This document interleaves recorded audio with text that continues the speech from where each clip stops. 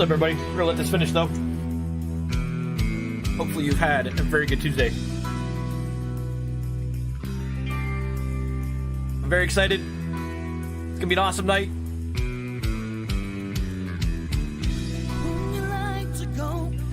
Falcon 9, 1 hour, 45 minutes, and 21 seconds.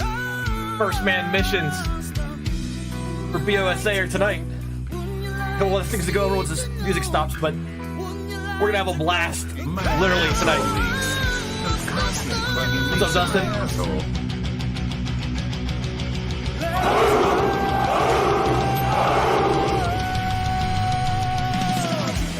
The song is called Star Trippers by a band named Fury. That's right, space metal. It's awesome.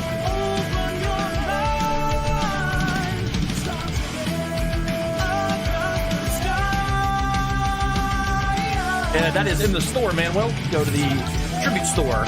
Press a button. There's a astronaut Bible in there. These pandas are here. Dr. Death, what's up?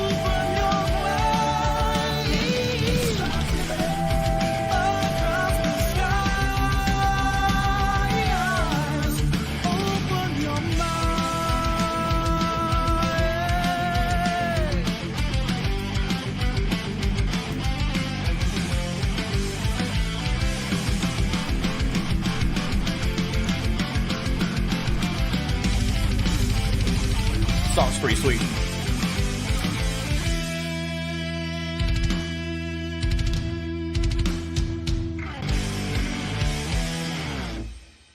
All right, here we go. The first manned missions for BOSA. Tonight, we have one satellite to launch to make sure our comment's good, and then we will be putting our first Kerbal into space. After that, so some facts. This is what's happening tonight. SpaceX Falcon 9 is vertical on the pad, has been vertical on the pad since about 10 o'clock this morning. The payload fairing was fixed to the rocket 2 days ago. And we're going to come back to all these facts later, but the mission patch was released. That's what's down along the bottom next to the BOSA logo sometime last night. And the really cool thing about this launch, there's two really amazing things about this launch from SpaceX tonight. One, it is the third time this rocket's being used. So they have launched it, recovered it, launched it, recovered it, and are launching it again. It's been previously used twice last year for an Iridium launch, and I forget what the other one was. It's on the screen, and a SailCom satellite. But the other cool thing is the secondary payload. Yeah, the primary payload is an Indonesian geostationary comsat. And it seems like a big deal, but it's fairly routine. The really cool thing that's on this rocket is Beresheet, which is from Space IL. They are one of the firms that was, excuse me, originally in the Google Lunar X Prize. Boom, boom into my heart. Mads! What that was a open competition for a prize that said, get to the moon. And Space IL is the no one won Google Lunar X Prize, or GLXP, but Space IL still went forward with it, as did a lot of the other companies. They are the first of the competitors to get their lander onto a launch vehicle. And if it works, they're going to, in March, the lander that launches tonight is going to land on the moon. It'll be the very first time a non-government agency puts anything on the moon. It's pretty sweet. Anyway, this is what's going on. We'll come back to this screen later as more people roll in, and we'll explain some of the launch facts that are happening tonight. But as it stands right now, the probability of launch, and there's a 32-minute window tonight, so they don't have a lot of window for error. Well, with respect to the weather, the probability for launch is 80%. The only factor that's playing into it is the high cumulus clouds. It's potentially within the launch barrier threshold, meaning if it gets too thick in terms of cloud cover, they won't launch. But the 80% is held for 3 days, so I don't think it's going to dip. It would take probably something mechanical at this point to keep the rocket from taking off. We are going to come back to all that in 1 hour, 41 minutes, and 10 seconds. We're going to come back a little bit earlier so that we can watch the pregame with SpaceX, let them do some narration on what they're talking about or what they're doing tonight. But, all that said, thank you very much for being here tonight. I've put a lot of work into the BOSA setup, making sure this is enjoyable. The intent here is multifold. One, when I was a kid, they would stop school. They would absolutely just, everyone would pause. The AV carts would roll into the rooms. and the shuttle launches would stop life in a school, and we would all sit down, and we, as kids, would just watch. And that's what started my love of space when I was very, very young. And it all stopped with Challenger. They didn't want to put shuttle launches on TV in front of kids anymore. And Challenger started this the degradation of connection between kids and people and space in general, because everyone was like, oh my goodness. And it became, the joy of it was lost. And then Columbia totally killed it in 2003. But I want to recapture that. That's the first thing. The second thing is, rocketry and orbital mechanics are actually not that hard at basic level. And I know Kerbal Space Program is intimidating to people. It is intimidating to me. I'm by no means an expert. So we're gonna lose some rockets. We're gonna lose some Kerbal knots. But I'm going to explain some of the mechanics as we go, so you guys have a good understanding of what we're doing. The initial launches we did last week were just to kind of set the stage so that we could control craft. But tonight we're going to put our Kerbal knots into the game. We're going to launch at least one manned mission.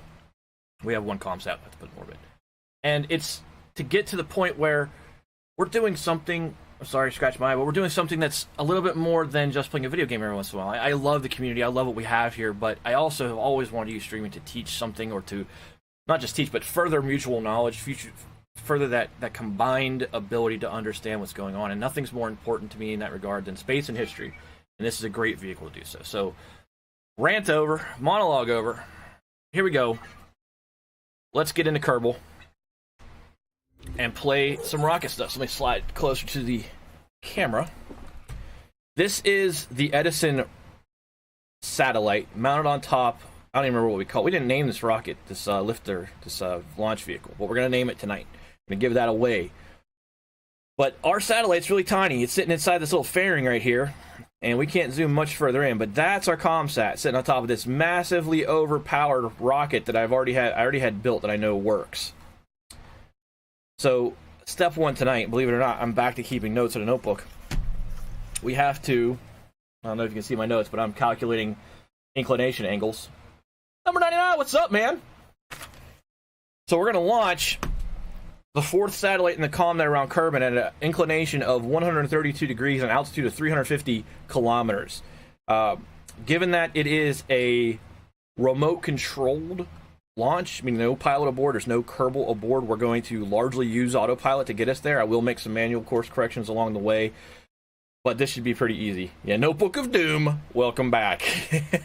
Especially as we start calculating Hohmann transfers to planets that have their own moons that can change the way gravity wells behave. It'll be a blast, but we're weeks from that. One other note on BOSA scheduling, believe it or not, there's another launch next week. It's a little bit earlier, it's in the schedule. I believe it's next Tuesday at like 2:45 p.m., so I'm actually planning to scramble home from work, watch the launch on stream. Yeah. This one's at Vandenberg, though, so that's why there's 2 in a week.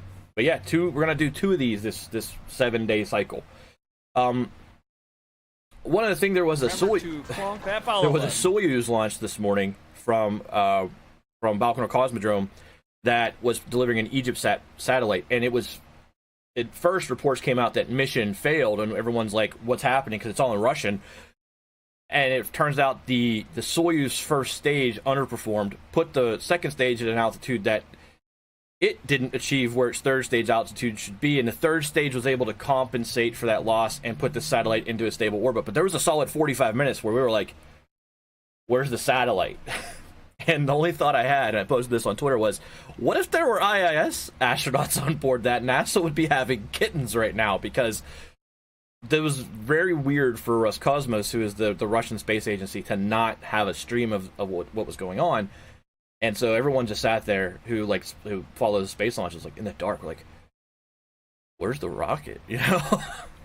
Anyway, this is Edison 4, the fourth ComSat that we're putting in orbit to complete our ComNet. I told everybody we'd save this one. After this, we will give away the naming of the launcher stage, and we will build the first manned pod, crewed pod. And I need to start saying, that's sweet, dude. Please tell me it was a toilet. We'll build the first crewed pod, and I need to start saying crewed and not manned, because it's bothering me to say manned. The first crewed pod, we're going to name that pod. We're going to put our first 2 Kerbal knots into that, which will almost assuredly be Savage Queen Madriel flying it, and the in-flight engineer will be Dr. Death. And if we build a 3-man pod, the third astronaut to go up would be Leecher Riot. Kerbid Pod. Yep, so off the launch pad we go for Edison 4. We'll get this one done. He's a machinist. What, so he has a lathe in his lap in the seat?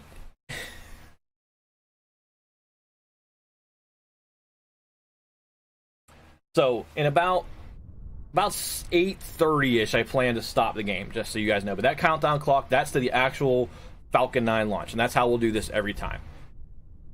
So, I am going to get the altitude set. Ooh, that's really not in the right place. No, not altitude, ascent.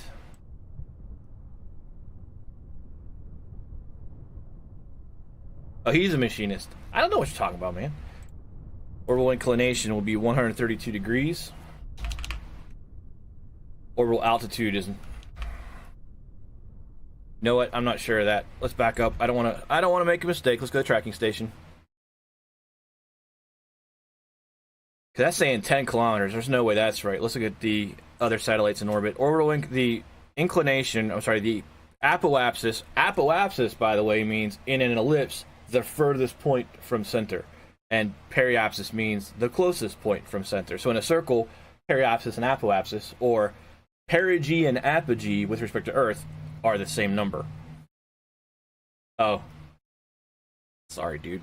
I'm excited. I can't keep my train of thought in order. So let's see. Oh my gosh, I just beat apoapsis is 353,000 meters, which is 350 kilometers. That's what I thought. I was just making sure. So let's kick out of here. Let's go back to the launch pad. It's going to be hilarious. Yeah, it's like, I'm a kid, man. I love space. And the idea that I'm going to be able to share that with you guys tonight is exciting to me, because I sit here, talk on web forums, and I follow Twitter accounts, and the idea that we're going to watch this launch tonight is awesome. Yeah, Final Frontier. You want to hear Final Frontier? We'll do it. Where's that song at?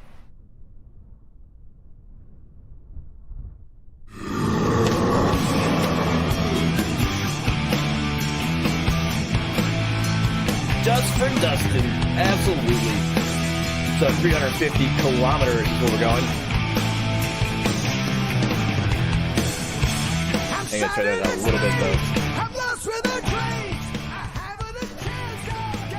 So, here we go. Let's engage that autopilot system. Throttle is up. Back this off.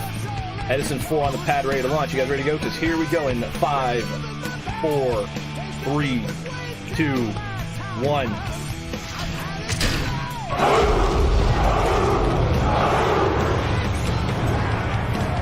Hell yeah, number 98 is who I'm going to the Iron Maiden concert with, by the way. They haven't heard me shut up about it since I ordered the tickets, my friend.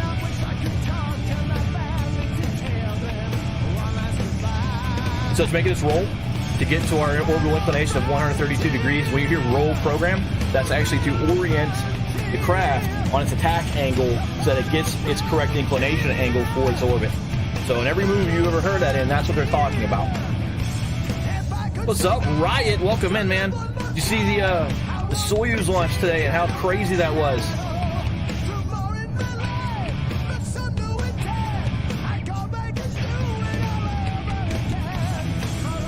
Dude, they lost, like, no one knew what was going on with the rocket for 45 minutes today because the Russians weren't talking. It was awesome in a really bad way.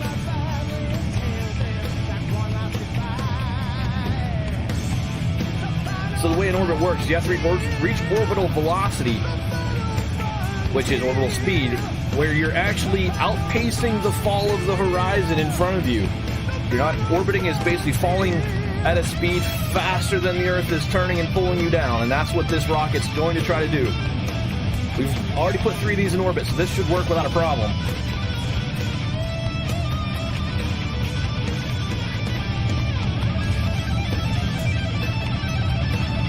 Well, it went through its max dynamic pressure, and that's heat, the maximum amount of physical pressure on the vehicle. Yep, the tip was burning, says Dustin. Eloquent as ever. We've exited the atmosphere. The autopilot's going to fine-tune the apoapsis. Now the game says, this is on the pre-programmed maneuver from the autopilot setup, 8 minutes until the next maneuver. So what it's actually doing, it's reorienting itself to the next maneuver. What that means is this maneuver node right here. It's reorienting itself for that burn, which in game time is 8 minutes, 10 seconds from now. But we're going to help it by disengaging the autopilot. We're going to enable the stability assist system, tell it to target that specific maneuver node and engage the RCS thrusters, which we don't have. So it's going to spin around to this blue node right here. When it gets there, the game should automatically warp us to the node because now we're aligned for it. So if you look at that with respect to the orientation of Kerbin and watch as we go around, it's going to be interesting. Turn RCS off. Once the autopilot feels like it's got the node lined up correctly, time will fast forward.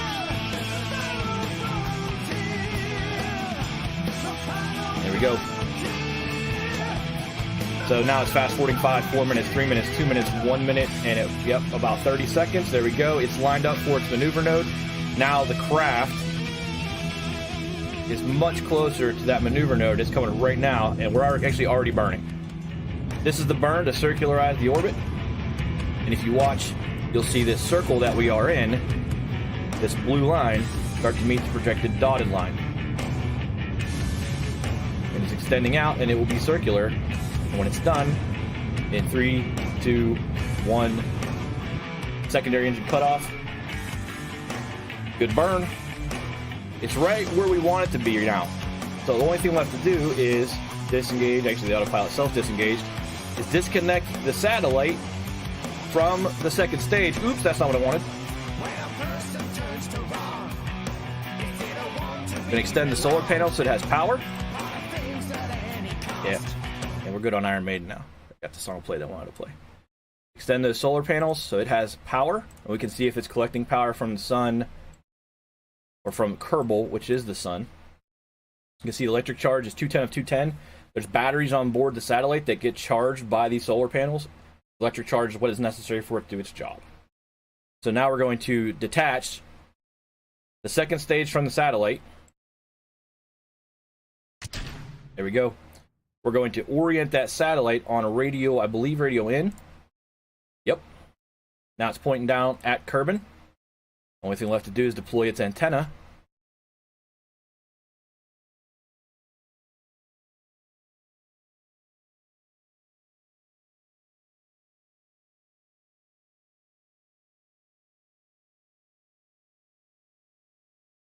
And there's one more secondary antenna right here. And that is deployed.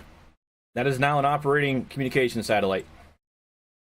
You can see that this number is bouncing. It's trying to go below zero, or the draw is trying to drop, but it won't drop right now because the solar panels are providing constant recharge to the batteries. When it goes into the shade of Kerbin, then it will deplete that electric charge, and then when it comes back around from the dark side of the planet, it will restore its battery charge. And the thing is, the battery charge is enough to power it during that phase of its orbit. So if we back off, there is no throttle on there anyway. We go to the map, you can see now that we have a communications net of 4 satellites. It's close enough. This one's a little bit off, but this gives us the ability to, you look at the green lines coming off of the satellite, it is connected down to the ground, and it will be able to connect to the other satellites around it. That was the point of this mission, to get the last phase of that commnet established, so that when we start talking about going to the moon, Minmus, which is the other moon of Kerbin, and beyond, we have an initial communications platform that's at least going to let us talk to our first, far enough to talk to our first 2 satellites. So if we put a craft in orbit around Minmus, the commnet we just established will allow us to control that craft remotely in the absence of a pilot. That's the idea. No commnet, no communications, no telemetry, no control. So that's what's going on there. What we're going to do now is go back to the Space Center. And we're going to start building our Kerbals.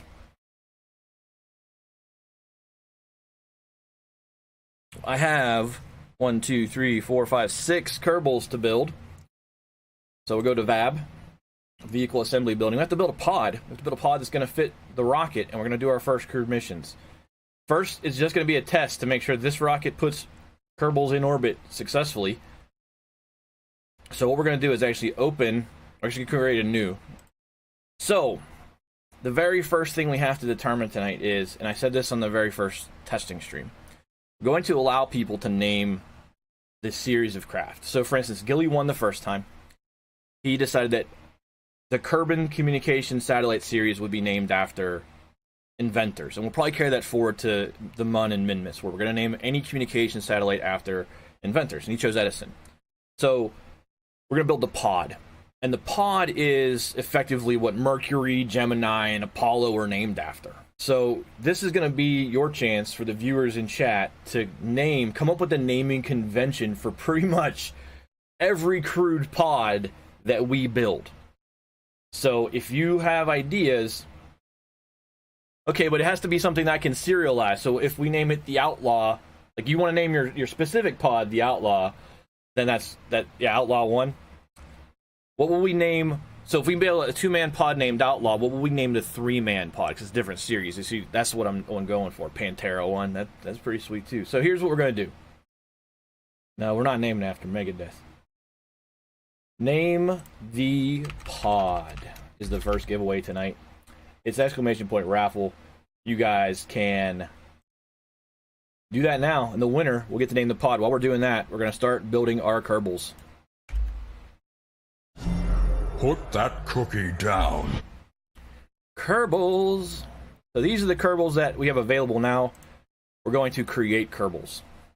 So the first one we have to create, the first one on my list is Savage Queen. It's gonna be too much. So we're gonna go with Mads, because everyone don't know who that is. Female. She said she wanted to be a pilot. Her experience level is off the chart good.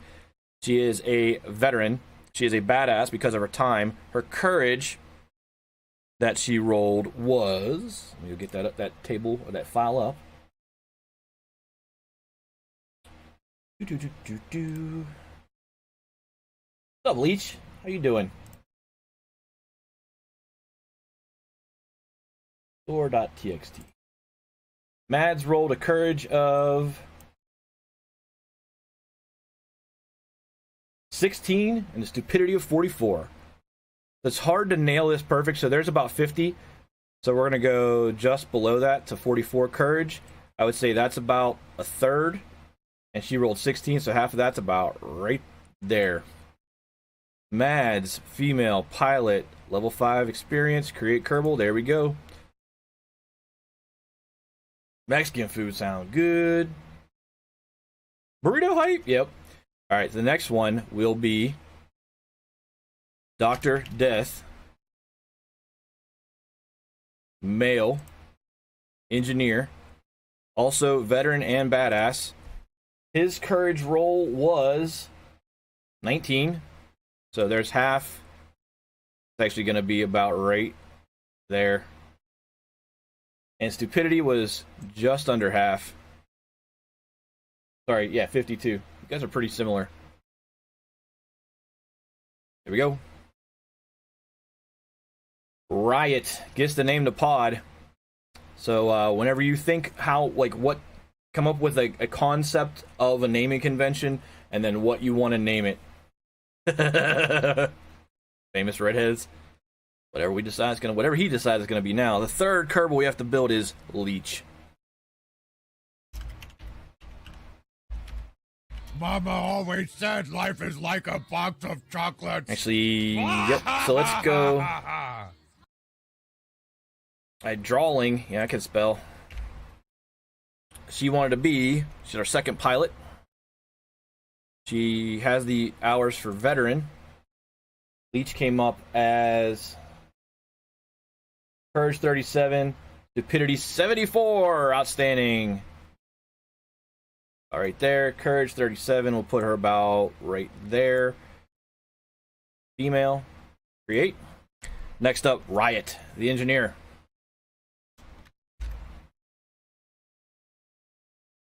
Riot rolled. 64 courage. Stupidity of 33. Also enough for veteran. Riot male engineer. Create Kerbal. Christina Hendricks. Porn categories. Dear God, what have we done already? If we can come up... Oh, Jesus Christ, look at what we've done already. Why am I not surprised this is where this is gone in exactly, 20 minutes? Permanoob needs to be made before we get into the naming. Perm decided he wanted to be a tourist and do jack shit for us. Courage way down, 16. Permanoob stupidity was super high at 74. He is a veteran. Create him. And the last one is Yomega.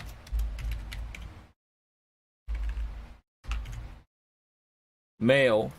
He said pilot. He has also enough for veteran. Omega was courage of 88, which is right where he's at pretty much. And a stupidity of 37. About 33. There we go. Create Kerbal. So, strap on. Oh, dear God. Hey, look at the chat again. Wow. Alrighty. The first Kerbals are made.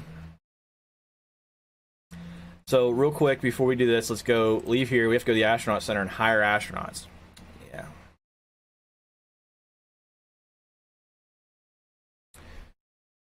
So, there's Mads, there's Dr. Death, there's Leech, there's Riot, there's Permanoob, there's Omega. You guys are all here.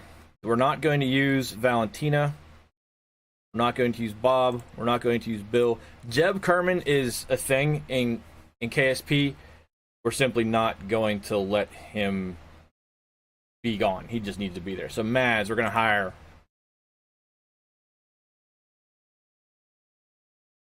Oh, I didn't want to do that. Nope.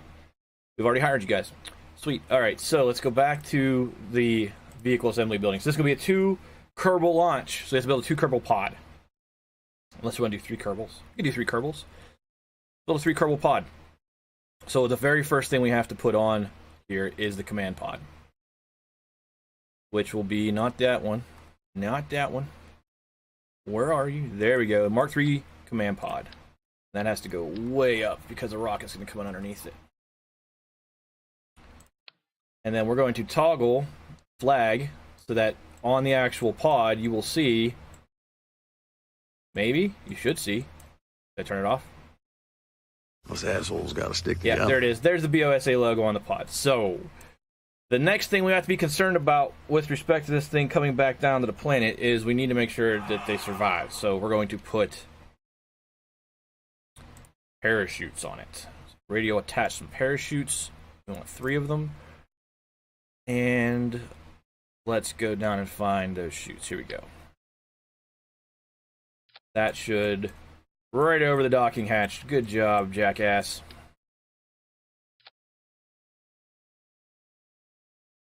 Alright, we're good there. Now, the pilot will be able to control this. Mads will be flying it. She'll be able to control the pod from inside. But in the event that she is incapacitated in some form or fashion, we need a backup plan. We need some other way for this thing to be controlled. But actually, before that, we need to make sure that on re-entry, it doesn't burn up. So we got to put a heat shield on here. And then when the heat shield, when this upper stage, this pod part disconnects from its second stage, we have to be able to decouple the pod from its second stage. So that is going to be coupling. And I think it's this size decoupler. Yep. So that will fire the pod off. Because it's a decoupler, not a stack separator. This will actually shoot the pod away from the second stage. And that's what we want. The only other thing that would normally be in place on this rocket, or this pod, that I really feel is critical, because it has its own built-in RCS, and it has its own monopropellant. RCS is the puff, puff, puff, puff, puff, puff that changes the attitude of the craft. There's enough monopropellant on its own stage to, that's not a huge problem. We don't need RCS thrusters on this pod. Dr. Death, thank you for the host. They go down to the bottom. Hass, heat condom. I don't know what the hell you guys are talking about. Mads is great at controlling when she's inside, says Mads. I believe that needs to be quoted. There we go. Thank you, host.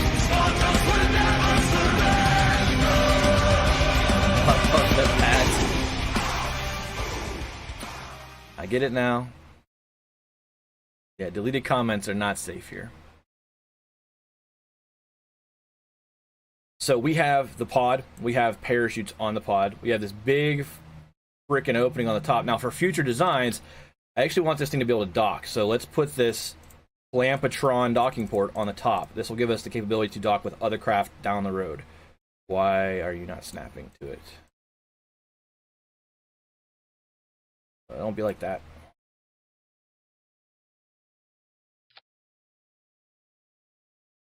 That'll give us the ability to... Oh, that's not on center.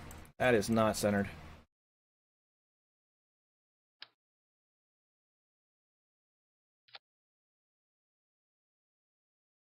That's better. Still not centered.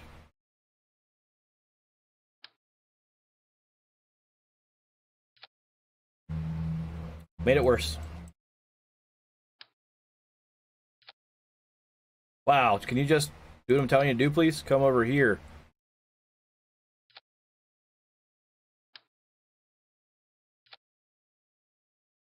Why is it being like that? Come here. There we go. You attached for a second. That's what I wanted right there. That's perfect. That's connected. It does snap. I just wasn't catching the snap point. And not everything. Sometimes you want things to clip in Kerbal. You want the crafts to kind of intersect. That's a little bit of a cheat to get your design done. This is a really simple design.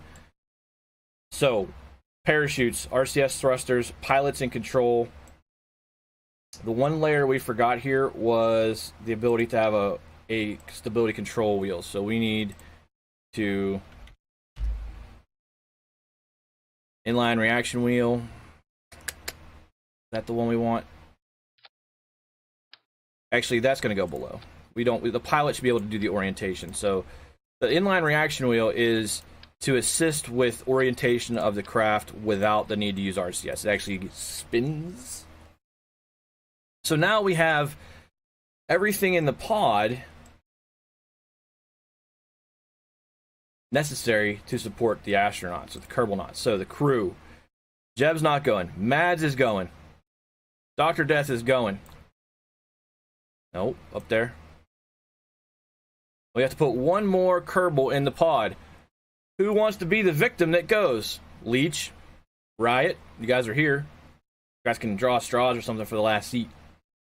Dustin, you don't have a Kerbal built. You have to buy the Kerbal. Leech gets her hand in the air first.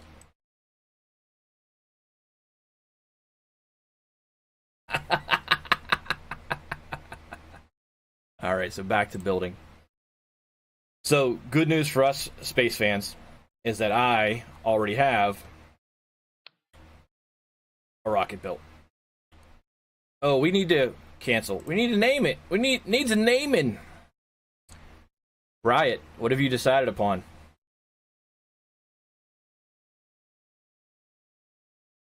Dustin gets his Kerbal in. We want to be a pilot, an engineer, a scientist, or a tourist, Dustin. Courage of 100 and stupidity of 95. He almost max rolled both of them. Let's build Dustin while we're waiting for Riot.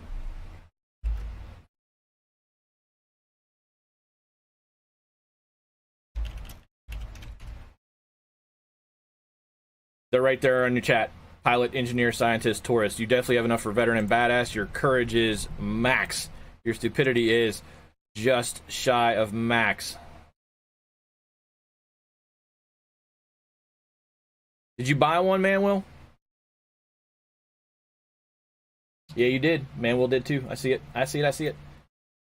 Dustin says scientist. I'm just gonna name you Manuel because Money Manuel's too long. And you said scientist for you. Manuel. Money Manuel earlier rolled 57 courage and stupidity of 97%. So there's about 50. Stupidity off the chart, dumb. Spelling. Yeah, I'm not sure of the Kake one. Great. I get to say that word over and over, you assholes. Manuel's hours. Let's have a look at that real quick. Because your hours determine everything else. So this is Bukake 1. Great. Bunch of assholes. Manuel has he's just shy of badass. He does qualify for veteran. And he's made. Yep, me too, Doc. But these are the people we are friends with. You're welcome, universe. Now we have to bring in the launch vehicle.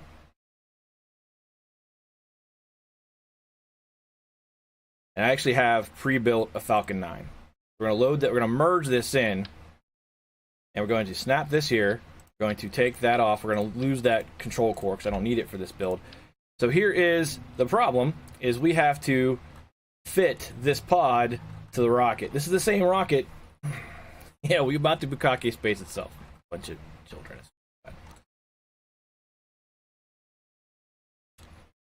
So this is the same rocket we just launched. I wish Fix was here. I am here, though. Riot named this disaster.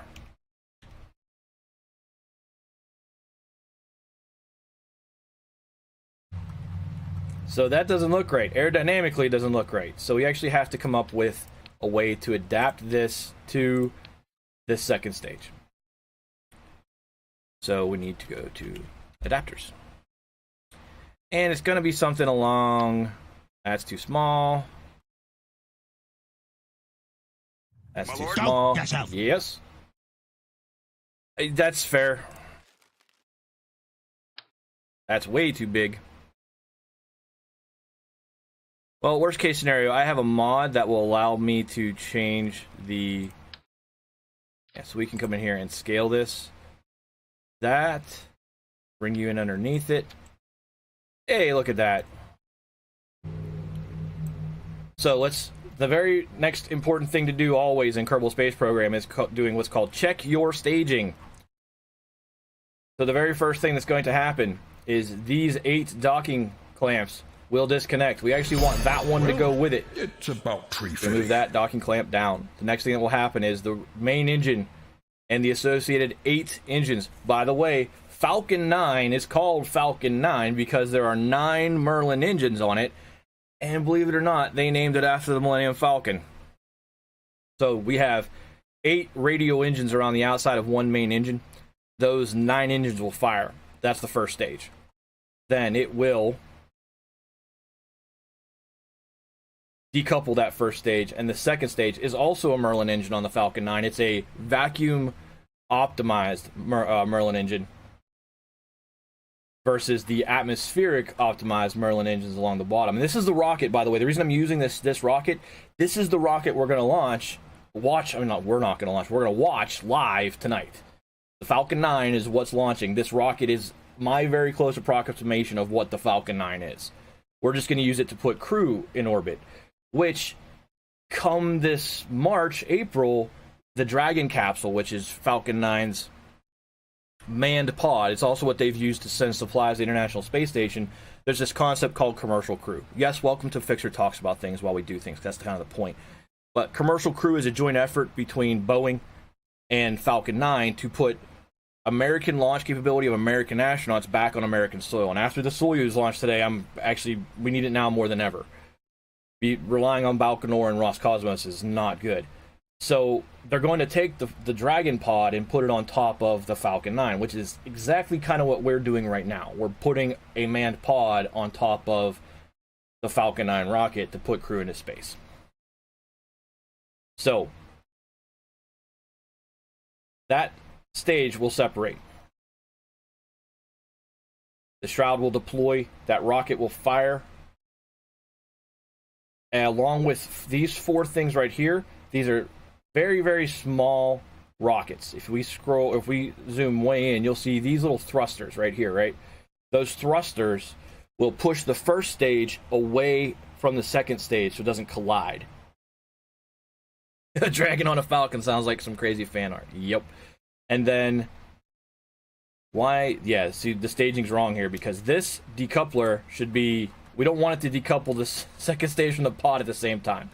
So we have to come up here. We have to put that decoupler here. And then what engine is that? Yeah, that engine is also wrong. That engine should be in its own group.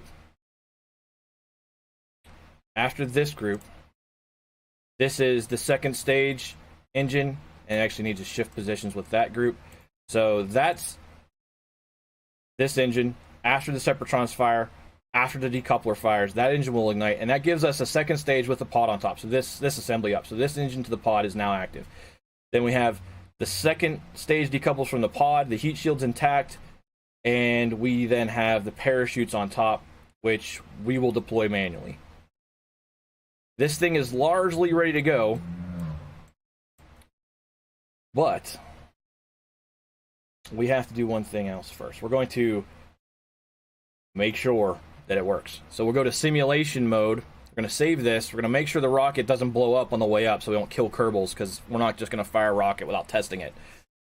We get into relative orbit attack. We get the thing up into, out of the atmosphere. We'll call that good. We can adjust our attitude once we're there. So we'll save that. Again, our Kerbal for this mission would be Maz, Dr. Death, and Leech. Let's put them on the pad.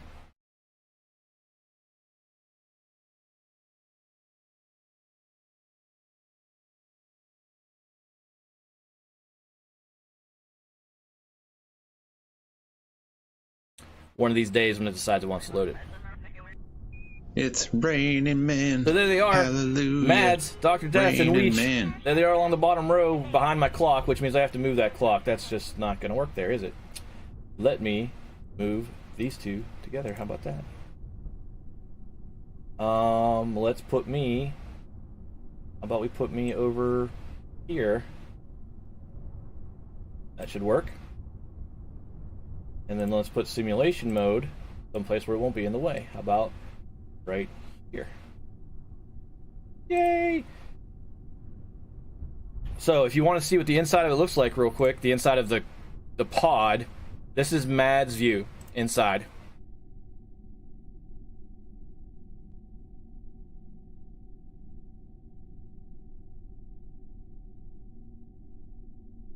There's Leech. Flip all the switches! And there's Dr. Death.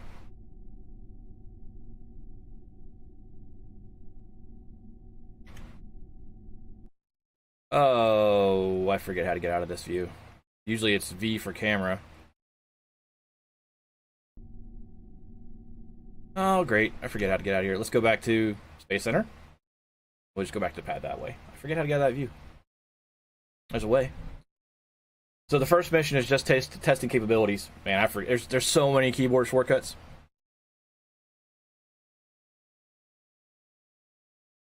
Go to Bukake 1 on the launch pad. So, yep. It's kind of like when we played GTA as the police. There were so many things to memorize that I'd hit the wrong thing all the time anyway.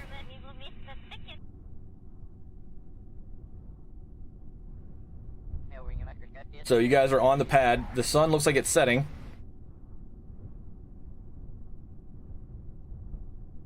We don't want an orbital inclination of 132 degrees, and we don't want to be higher than our comsats, so we'll go to 200 kilometers. You guys ready to give this thing a test? That's a yes. 5, 4, 3, 2, 1.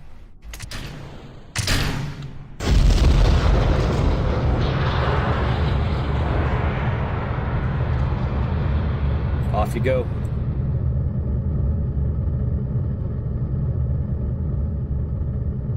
Look at their little faces. Leech is like, what the hell is going on? So I was like, oh. Matt's like, yay!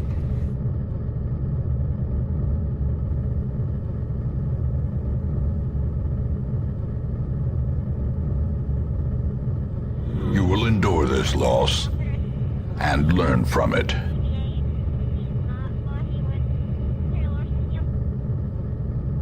Now they're all Captain Siriuses inside.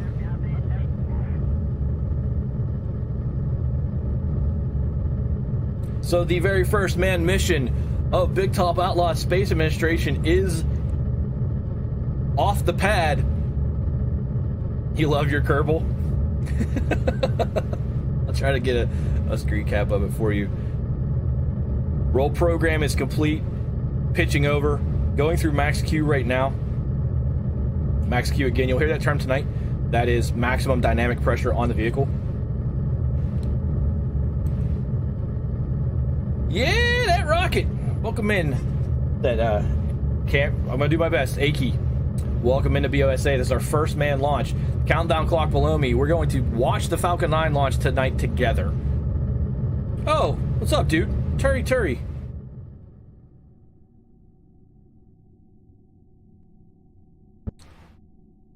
So it's pitching over. We're actually going to manually disengage the first stage because we have almost no fuel left in it.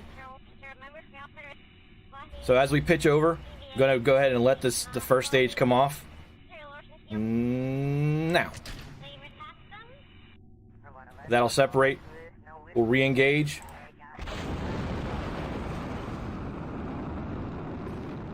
As we traverse to the node for the circularization burn. And if I hit that node fine with plenty of fuel, which we're going to do, we're going to revert this back to the pad and take it off again. I'm happy with it. We can't test the parachutes and all that stuff. We could, but I'm sure they'll fire. So we're good. So let's go ahead and revert the flight back to launch, and we'll take simulation mode off. Didn't blow up, which is really what I wanted to test. Yeah, I know. So this is the real thing now. We are dead, says Dr. Death. We need really cool music for this, though, right? We need some awesome music for this. Let me see. Discovery Houston, recommend vector transfer to the BFS. Tell my wine I loved it. Let's see. This one's probably pretty good.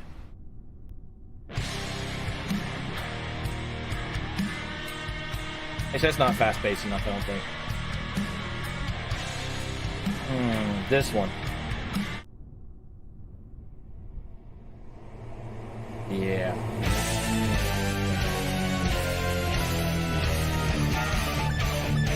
Bukake 1, as it has been named by the raffle winner, stands by on the pad for launch in T-minus 5, 4, 3, 2, 1, liftoff.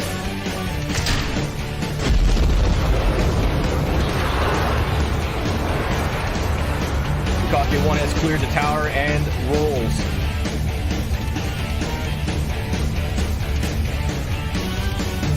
Roll program complete. Rocket's pitching.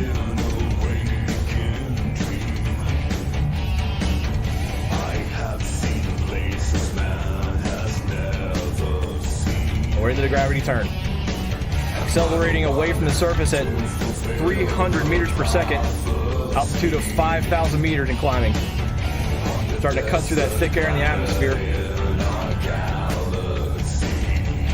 Expended.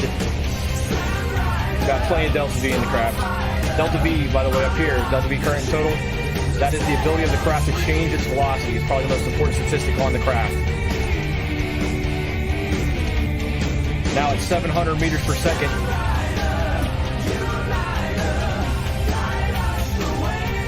$19,000 meters and climbing. Going through max Q here in a few seconds.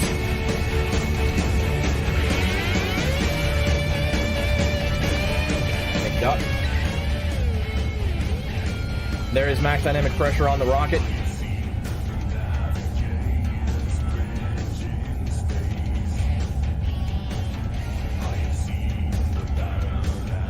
$42,000 meters on our way to 200 kilometers. Bit to go still. Exiting the atmosphere in 15 seconds. The rocket's pitching over. We're going to go ahead and stage it just like we staged it in orbit. 4 minutes till circularization burn.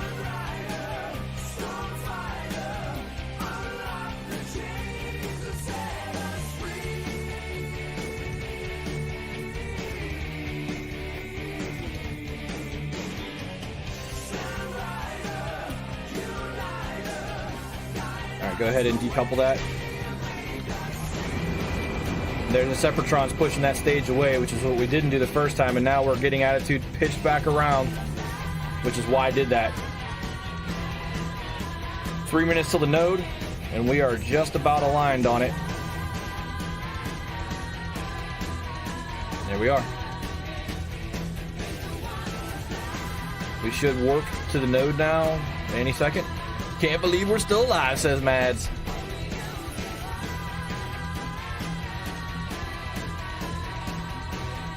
There's our warp. T-minus 30 seconds until the burn. The S2 burn. Burn is 50 seconds, and it has started. 25 seconds in front of the point, 25 seconds after the point of the burn. So that it's nominally right down the middle. Go to the map. You'll see that that burn, which is this line right here, is circularizing. This gauge right here is the amount of delta V left to expend out of our total. We have a ton.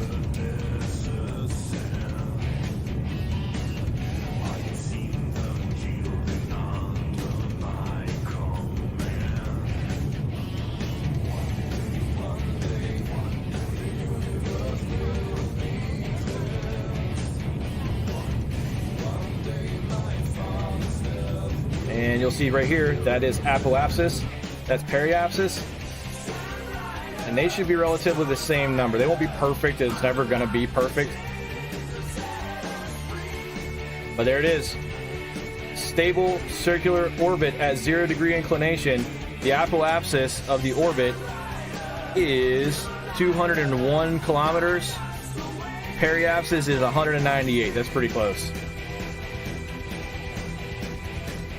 And there they are in orbit. Next step, get them home. So they're in orbit. We are at about an hour. So we're gonna let them orbit for a minute. So I'm gonna walk away with no hands on the controls, folks. And we will come back and see if we can get them down. And then we're going to talk about development of two vehicles that can dock together. In about 22 minutes, we're gonna go to the Falcon 9 stream. So we'll get them home, we'll design Bukake 2, I guess, and then we'll go from there. So, mission control, we go. The bar is open. You still see them on the screen behind me? I'll be right back.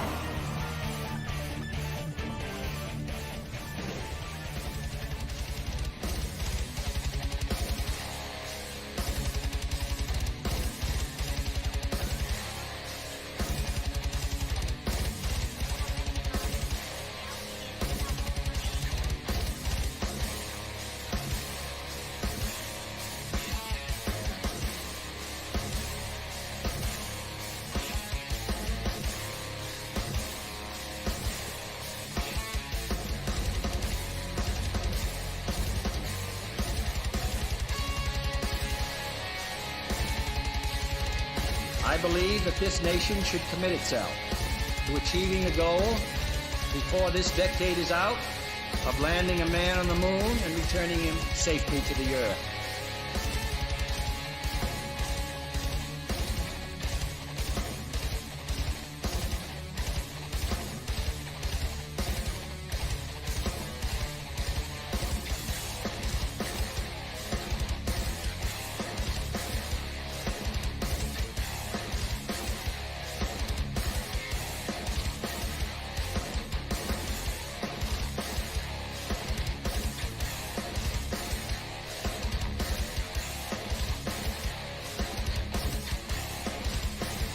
Excuse me while I whip this out.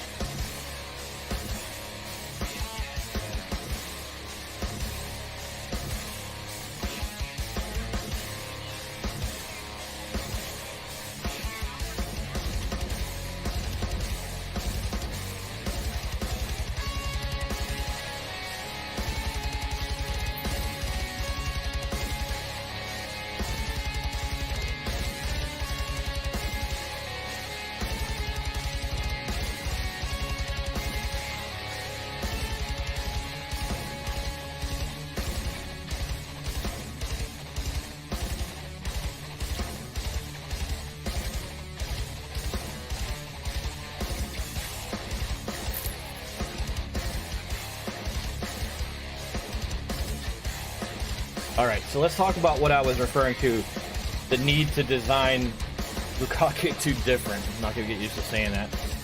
So here's why. Let's get the planet, or the S2, so we can look at it. Right now, the only way to control the attitude on this craft, I'm going to turn the volume of the music down, way down, so we can talk about this, because this is important. So right now, the fuel on the craft, we don't have a whole lot of monoprop. This value here, monopropellant. Monopropellant is what allows us to control, as we talked about earlier, the puff puff give, the puff off the rocket that allows us to change our attitude. We don't have enough monopropellant to really control the attitude of this rocket. We only have the inline stabilizer, which will spin, and then we have the ability to generate momentum by actually altering the vectoring of the rocket, the engine itself. We can go poof, poof, and to generate rotation. But there's not enough monopropellant on this rocket to actually change its attitude from the top. I know it's dark, super dark, because we're on the wrong side of the sun. But in order for this to actually be a functional craft, we need to be able to change its attitude positively using RCS. We don't have an RCS tank on the second stage at all. So we need to think about including that in the next design. Otherwise, all we're going to do is launch rockets, watch them tumble around, and then bring them back down to Kerbin. So that'll be part of the Bukake 2 design. God, why are we calling it that, Riot? Part of that mission should also be Kerbal stepping out of the craft, making sure, and this is a Gemini thing. The Gemini program in NASA history was designed to prove concepts, get two people in space. Ed White, the first American to spacewalk. NASA had to prove it. They had to prove they could do it. They launched what was called the Agena, and then Rendezvous, brought two crafts close together, and then they launched two manned missions and brought them together, rendezvoused, and docked them. Gemini was all about and then it was about operating in space. Buzz Aldrin actually was critical to astronauts learning how to move outside of the craft. Gemini missions were all about that, and we have to kind of do that. If we were a space administration, we have to prove that the craft we build and the people that we're setting up can do those things. So this was basically a three-man launch, like an Apollo launch, that proved the concept of Mercury 3, when John Glenn went around the planet multiple times and proved could have done I'm an asshole or something. No, I mean, I'm not pissed about it, right? It's just, that's our character, and I'm gonna have to say the word Bukake a lot as long as we have this type pod on this type rocket, and we'll graduate from that to some other sex term that we all decide we're going to use for the next pod. So that said, we have to design a maneuver to get these guys home, which we're going to do by hand. We're not going to allow the guidance computer to do it.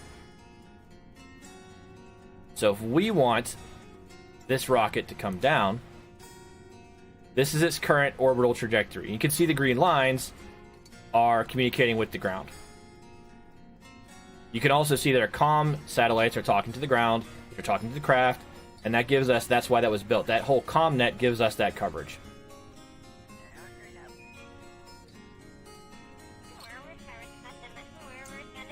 Yeah, we're doing Bukake landing by hand.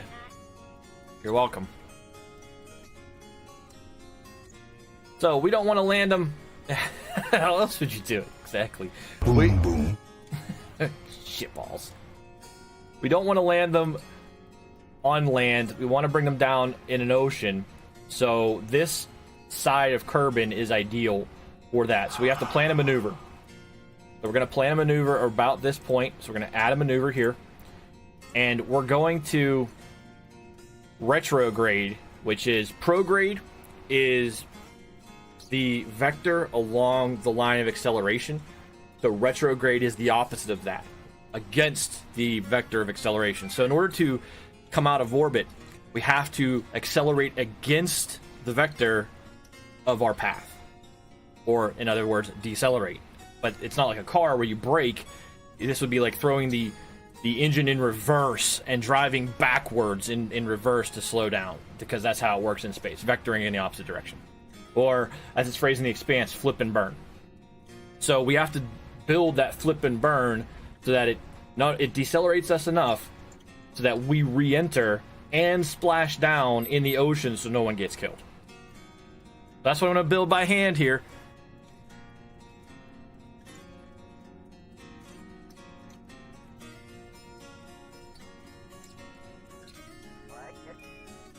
You can see my line. And you can see the X. The X on the screen is a mod. It lets me know exactly where they're going to splash down. Flip and burn is what you're calling. Flip and burn is what I'm calling my burger shack. So that looks about good right there. It's going to require 680 meters per second of Delta V. We have plenty of that. So this burn is going to be a 27-second burn. We're going to burn Delta V. The node comes up in 10 minutes. So we're going to keep that maneuver. That's a good maneuver. So at that point, this maneuver point, we will burn and land here. We need the S2 engine to do the burn. Once we have a good burn, we'll detach the S2 engine, just leave the pod, the heat shield, and the parachutes, and bring them down.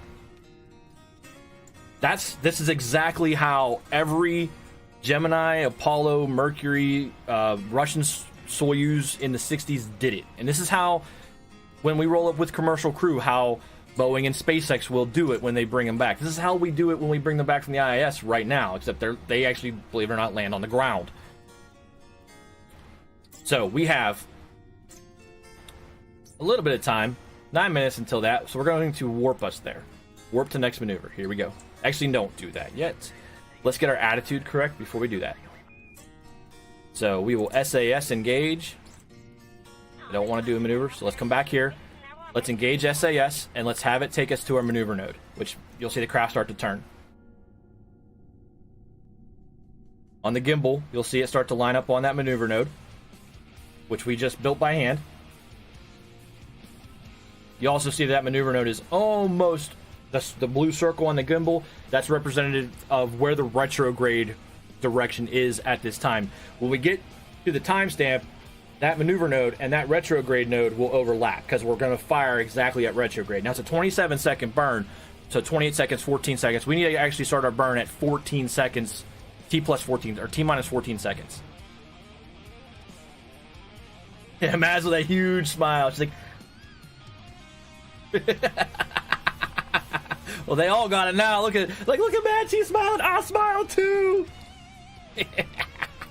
Also, one thing we could include in a future craft design.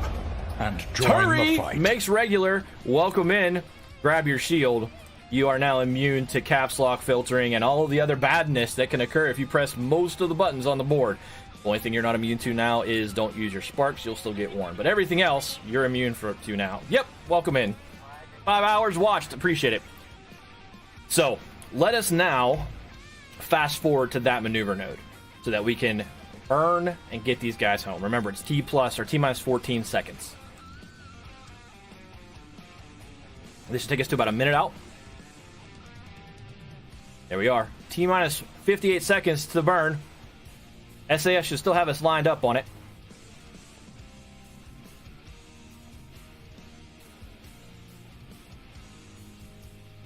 There they are. 27 seconds. No, 43 seconds to the burn. When that hits, 14 seconds we'll engage it. Undrawing Leech's name does not fit on her nameplate. Yeah, you probably do have enough to buy a, quote, victim or Kerbal Knot. Exclamation point tributes to find out. 13. I mean Kerbal. We're going to go to the Falcon 9 in about 10 minutes.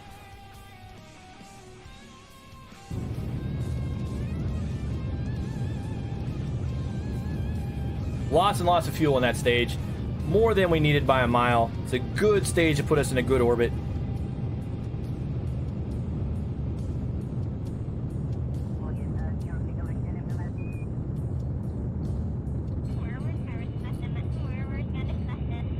We will cut the engine here. And slowly nominalize.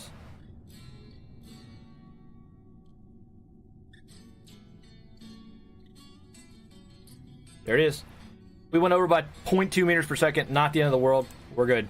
So let's have a look at our trajectory. Right on the line, right where we wanted to be. We'll come down right there. Re-entry is in 4 minutes and 13 seconds. Only thing we have to count on now is the pyros firing, and you guys should live.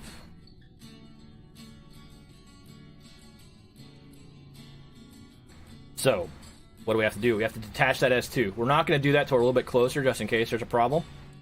Mad's doing an excellent job piloting this thing.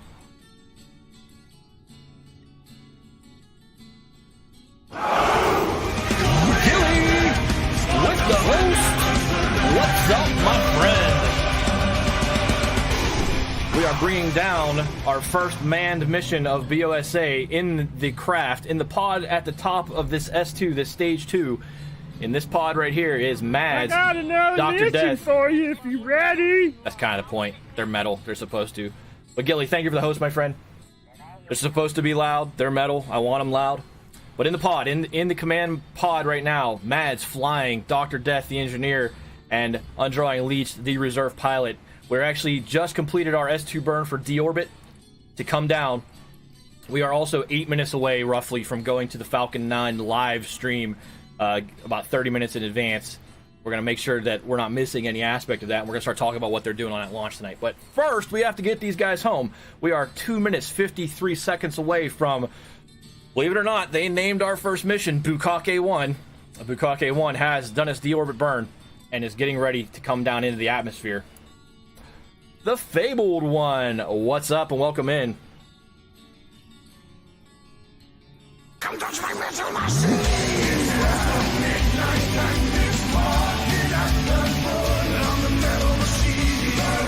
Thank you for the follow, Fabled One. 2 minutes, 26 seconds till atmospheric interface.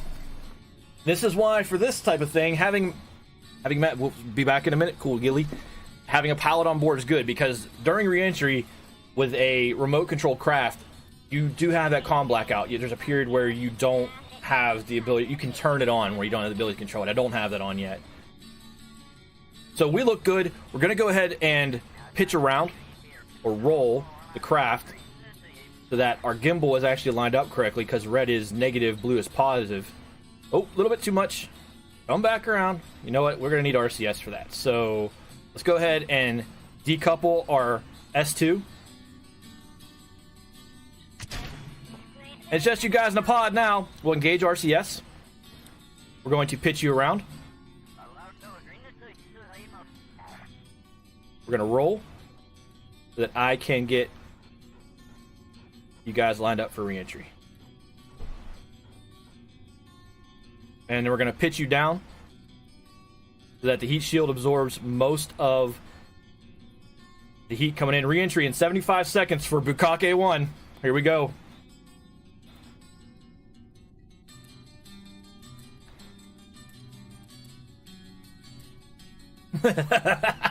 Win the next one, Doc.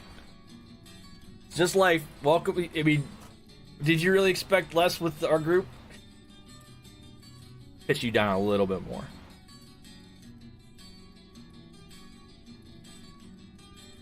And we'll roll attitude correction there. All right, we're good. Re-entry in 39 seconds. And Manuel says, nope, I didn't either. Which way do I go? What is my quest here even? To survive. Let's start pitching you down. So we have used about 1.2 units of our monoprop. Not a ton. It's enough to maneuver the pod, not enough to maneuver the rocket. If we were still attached to the S2. Re-entry in 10 seconds.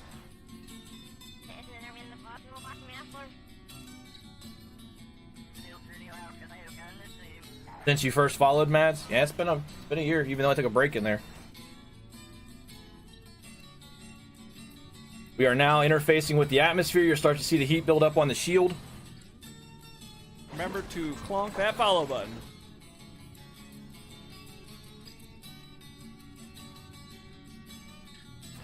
$53,000 meters and following. There's no break to the effect I've had in your life. I don't know if that's good or bad. There it is. There's the heat on the shield building up. Yep. Bukake 1, this is Houston. Do you copy? 33,000 meters and falling. 25,000 meters.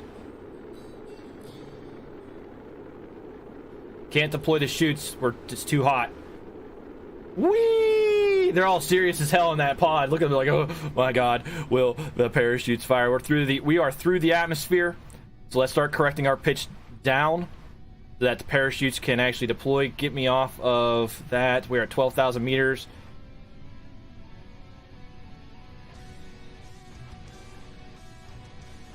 Don't fight me so much. 10,000 meters. Yo, Mega!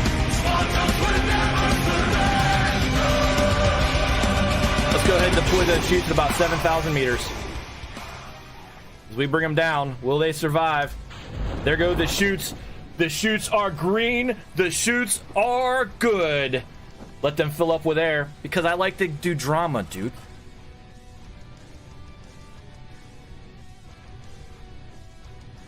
They hit about 2,000 meters. Air will fill those, and they look like they're gonna live.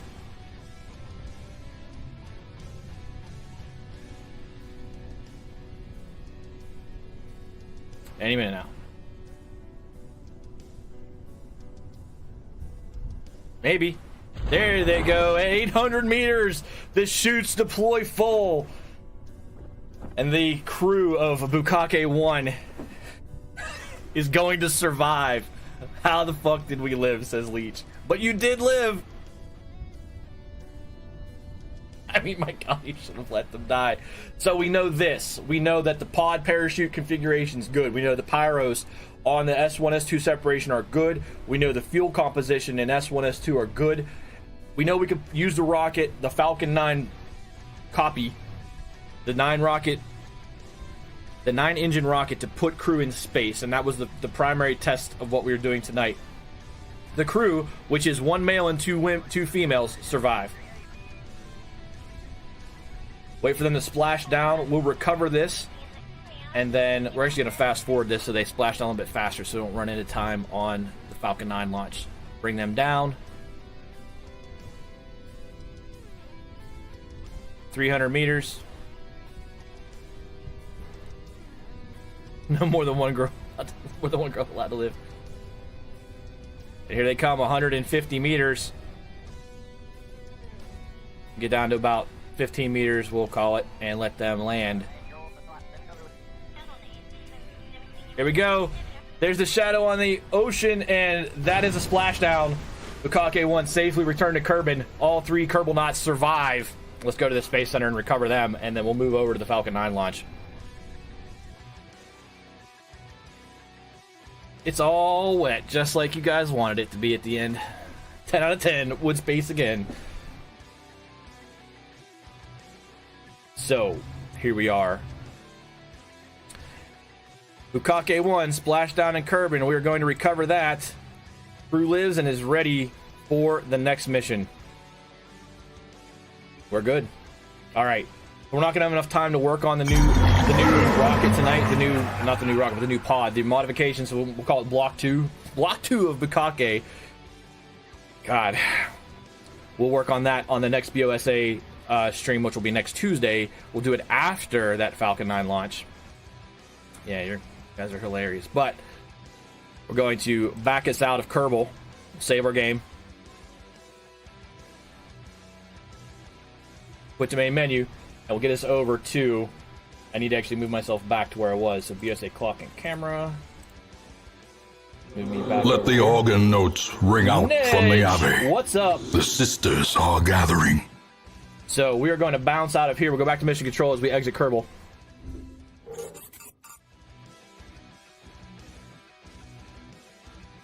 With this, we are 30 minutes and 40 seconds away.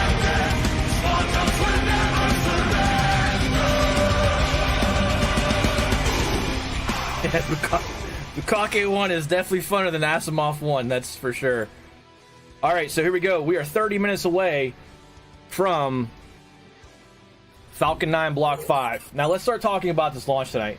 Thank you very much, everybody, for being here. This is really cool for me. Like I said when we kicked off the top of the stream, I'm going to reiterate some of the things I said. The point of what I'm trying to do here, what I want us to do is, one, use Kerbal Space Program to learn about how launches work, how orbital mechanics work. We've done that to a degree tonight. We learned apoapsis, periapsis, a little bit about delta V, what S1, S2, max Q, things like those terms. But we're going to talk specifically about the SpaceX launch tonight. So what's going on is SpaceX is launching that payload pod at the top of its Falcon 9 rocket. What is included in the payload tonight is the primary payload is PSN-6, which has got a very Indonesian name I'm not going to try to pronounce, but it's a communication satellite. There is an Air Force satellite they're saying situational awareness technologies. Right, so what's that mean? It either means that they're putting up an early detection satellite or they're putting up a spy satellite. It's one of the two, and they're using a commercial company to do it. And then there's the really, really, really, really cool thing, which is we've been talking about a lot, which is Space IL. Space IL, again, is an Israeli company. It's not their space agency. And they were one of the companies that signed up for Google Lunar X Prize, which was a prize offering that says, hey, put something on the moon. There's rules to it. They have to land something and then move it a certain distance, which Space IL plans to do. But the craft is called Beresheet, which means in Hebrew, in the beginning. And it's actually the first 3 words in the Bible, which is why they chose it. And religion aside, it's a really cool thing to name your first craft. So let's see if they're fired up. 28 minutes and 25 seconds until... I think they're actually streaming now. Yeah, this is the SpaceX stream. It's rolling, and they're counting down. They'll bring up information on the screen first, but I have some other stuff I wanted to show you. So let's talk about Beresheet and what's it...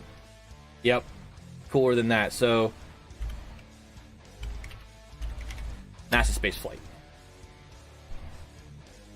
I'll bring this back to the main screen so you guys can see it. We'll go back to that stat screen in a minute. So, this is a really, really awesome website that I'm a member of. They have an L2 forum where there's tons of documentation on like past missions and things like that. So why is my green screen so messed up over there? I'll have to fix that later. Is it this side? No, it's that side. I'll fix that later. It's not killing the stream. So this is the ComSat that's launching tonight. So, previously known as PSN-VI, or PSN-6, the Nusantara SA-2 satellite was built by Space Systems Loral around the original SSL 1300 platform. And all that's blah, blah, Greek to you guys. It's going to go into a geostationary orbit above the Earth's equator at 148 degrees east. That is its inclination, or that's its, I can't remember the word. If I was sitting on the plane, yeah, it's its inclination. It carries 26 C-band and 12 extended C-band transponders, 8 KU band. So what that means is C-band and KU band are frequency bands, and generally they're used for things like internet, satellite TV. So they have 12 extended and 26 base C-band transponders, which means they're going to be able to send down signals within C-band on 38 different transponders, and then KU band is also used, and that's more of a focused beam, whereas you have to imagine that here's the planet, here's the satellite, and they're placing what's called a wide shadow or wide footprint on a certain aspect of the Earth, and it's geostationary so that it always keeps itself in position on the same plane above the Earth, no matter the Earth's rotation. So it's always going to put the same footprint in the same place all the time, and that's what geostationary satellites do. That's their intention. That's what the GPS systems are not geostationary. They move like our ComSats do in Kerbal. They go on a wide inclination orbit, and they are closer to the planet so that they move around the planet faster than the rotation spins, and they don't stay in the same spot. So this is what the primary payload of this rocket looks like tonight. The cool thing is this, though. This is Beresheet. This is the Space IL craft that is going to the moon. We're going to revisit this launch in March because Beresheet is going to do a...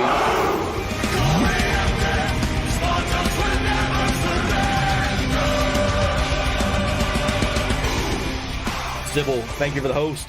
This is Beresheet. And what it's going to do is it's going to be deployed. It's going to be one of the payloads deployed tonight. I believe it's the second payload deployed tonight as the rocket accelerates and goes up into its orbit. Oh, that's fine, man. I love the sounds. So it's going to detach from the S2 of Falcon 9. And then this is what it's going to do. This is Beresheet's flight path. It starts, so here is its periapsis, and here is its apoapsis of its initial orbit, right? But as it fires its onboard thruster, it's going to increase its apoapsis relative to Earth, so that over time its apoapsis increases until the point that the apoapsis intercepts the moon. And that's why that is seriously the reason tonight that the transfer or the launch window is so small, and why there's an opening tonight for 32 minutes and tomorrow for 32 minutes. It's not because the ComSat needs it. The ComSat can be deployed in geostationary orbit whenever. It's because the position of the moon with respect to Cape Canaveral is in the right spot for Beresheet tonight and tomorrow. What's up, 2 feet? So there's this really slim window where the moon's in the correct position relative to the launch, so that by the time those, again, we'll replay it, by the time these burns that change Beresheet's apoapsis, it has to be done within a specific window tonight or tomorrow night for it to actually hit the moon. There you go. It's also using Earth's gravity to increase its apoapsis as well. But they still have to fire that thruster and expend delta V on its way away. So if we go and look at this video, on this loop right here, get off there. On this loop here, it's going to go around, and then when it comes back around periapsis and gets to this point, they're going to fire that engine. And that engine's going to, in turn, create that larger elliptical orbit around Earth. And every time they come back around periapsis, they're going to fire that rocket again. They're going to burn their delta V again, and continue to increase that until they have that elliptical orbit. Because believe it or not, it's going to still technically be in Earth orbit, Earth's orbital influence when it hits the moon. Obviously, the moon is in Earth's orbital influence. So they're using those gravitational mechanics as an acceleration mechanism, plus its onboard engine, to get it to the moon. It's going to take them from now until mid-March to get it there. And we're going to come back on a all right, Gillius, have a good night, man. Thanks for popping in and bringing in your crew. I appreciate it. So mid-March, Beresheet's going to be attempting a soft landing on the moon using what's left of its propellant. Once they land, they're actually going to take off again, move a certain distance to fulfill the criteria for Google Lunar X Prize. Even though they're not going to win the prize, they wanted to basically say, we're the first ones to do it. So that's what's going on. Go back over to SpaceX. They're still counting down. They say 22 minutes and 1 second. Yeah, right on the money. Look at that. So let's go ahead and check back in with... Probability is still 80%. Oh, let's cover a couple other things. You're going to hear some terminology tonight. The first one that's on the screen is actually, B1048. This number right here. That is the booster. That is, if we come over to this screen... That is the S1 booster. This section of the rocket. Now, what SpaceX is doing, and what they're really trying, what the big deal about SpaceX is, and other companies like Blue Origin, but SpaceX is the only company to be really doing it right now, is the recoverability of the booster. This booster's been used twice before. It's been used for an Iridium 7 launch and a SAOCOM 1A launch last year from Vandenberg. When you look at the rocket, if they close up on it tonight, you will see actual scorch marks on the S1 booster from those prior launches. Now, the other thing you're going to see, you're going to hear this term, OCISLU, or I'll type it in chat, OCISLU. You're going to hear that term a lot in relation to SpaceX. What that stands for is, of course, I still love you. What is that? Anybody know what, of course, I still love you is with respect to, is this Block 5? Yes.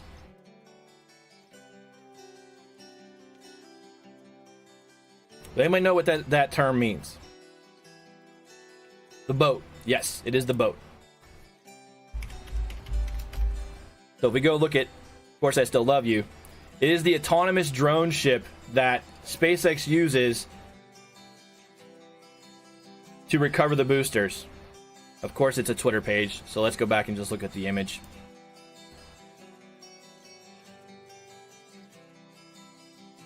So let's make that a little bit bigger if I can. It actually says it on the pad. Excuse you. Well, I don't know. Mr. Steven's pretty sweet too. If anybody know what Mr. Steven is, a SpaceX Mr. Steven. Anybody know what that ship is? Riot, what is it? Riot's gonna be eliminated from SpaceX trivia. Mr. Steven is awesome. It's the one with the glove. It's the one with the nets. No, I'm just joking, man. So Mr. Steven is actually, it's the fairing catcher. That's what it is. So the fairing is the part that covers the payload, right? And SpaceX uses a clamshell. So the payload that's over here, this payload splits down the middle. That fairing payload cover splits down the middle and falls away. And SpaceX is still continuing to try to make as much of the craft recoverable. Do they have cameras for that yet? Yes, there are cameras. They have been showing. They've been basically having a boat trail Mr. Steven. Mr. Steven is also automated, but he's never successfully caught a fairing before. The problem with tonight's launch is I was looking at, because there is forums for all this and I surf them all day long. There is the Mr. Steven is not going to be able to catch the fairing tonight. Sea conditions are terrible. I'm actually concerned about, of course, I still love you's ability to catch the booster tonight. The reason it's not landing back at Kennedy is because there's not enough fuel in the S1 stage. They didn't need to put that much fuel in it to accomplish the mission. There's not enough fuel in it to put it back to Kennedy. So, of course, I still love you goes out to try to catch the booster.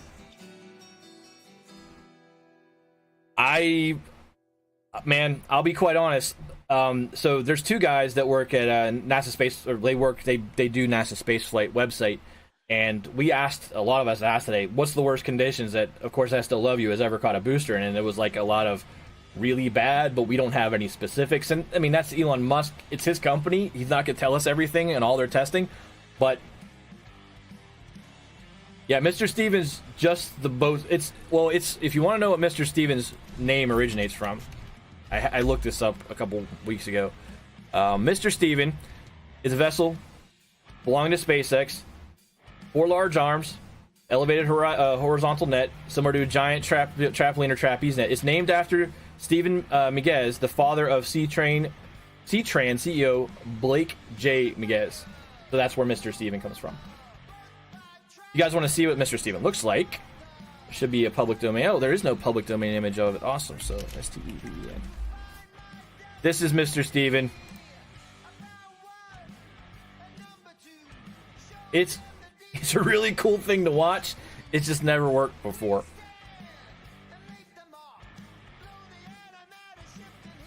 So, like we've talked about tonight a few times. You want to go on a walkabout? Hey, look at that. SpaceX is broadcasting.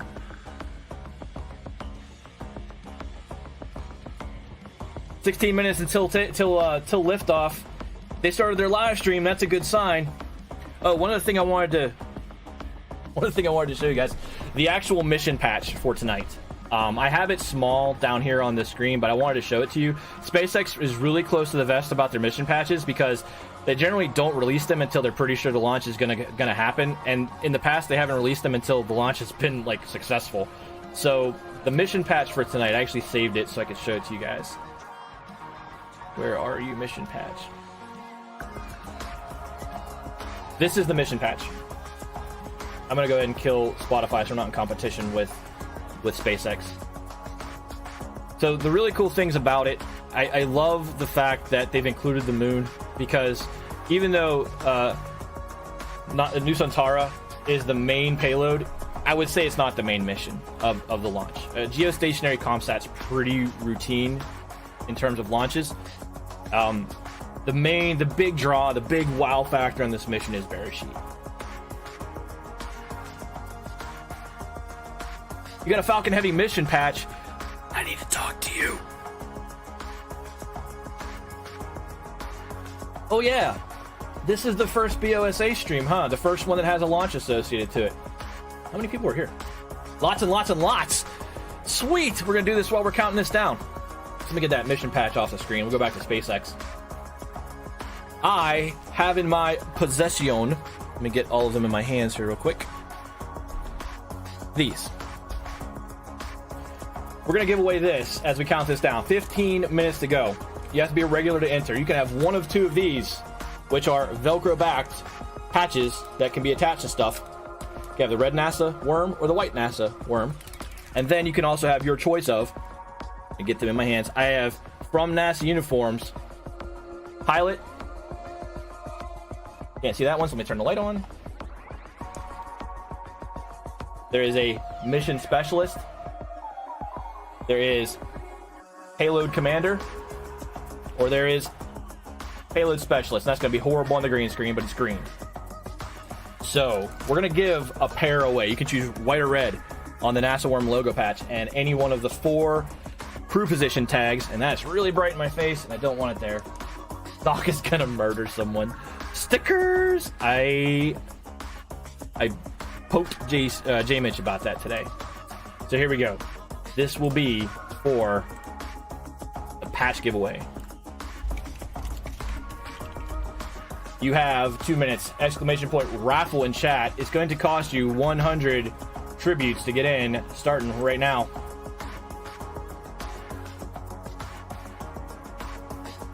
Again, guys, seriously, I did this because I wanted to do it. The number of people that are watching this right now is really encouraging to me that we want to watch a launch together.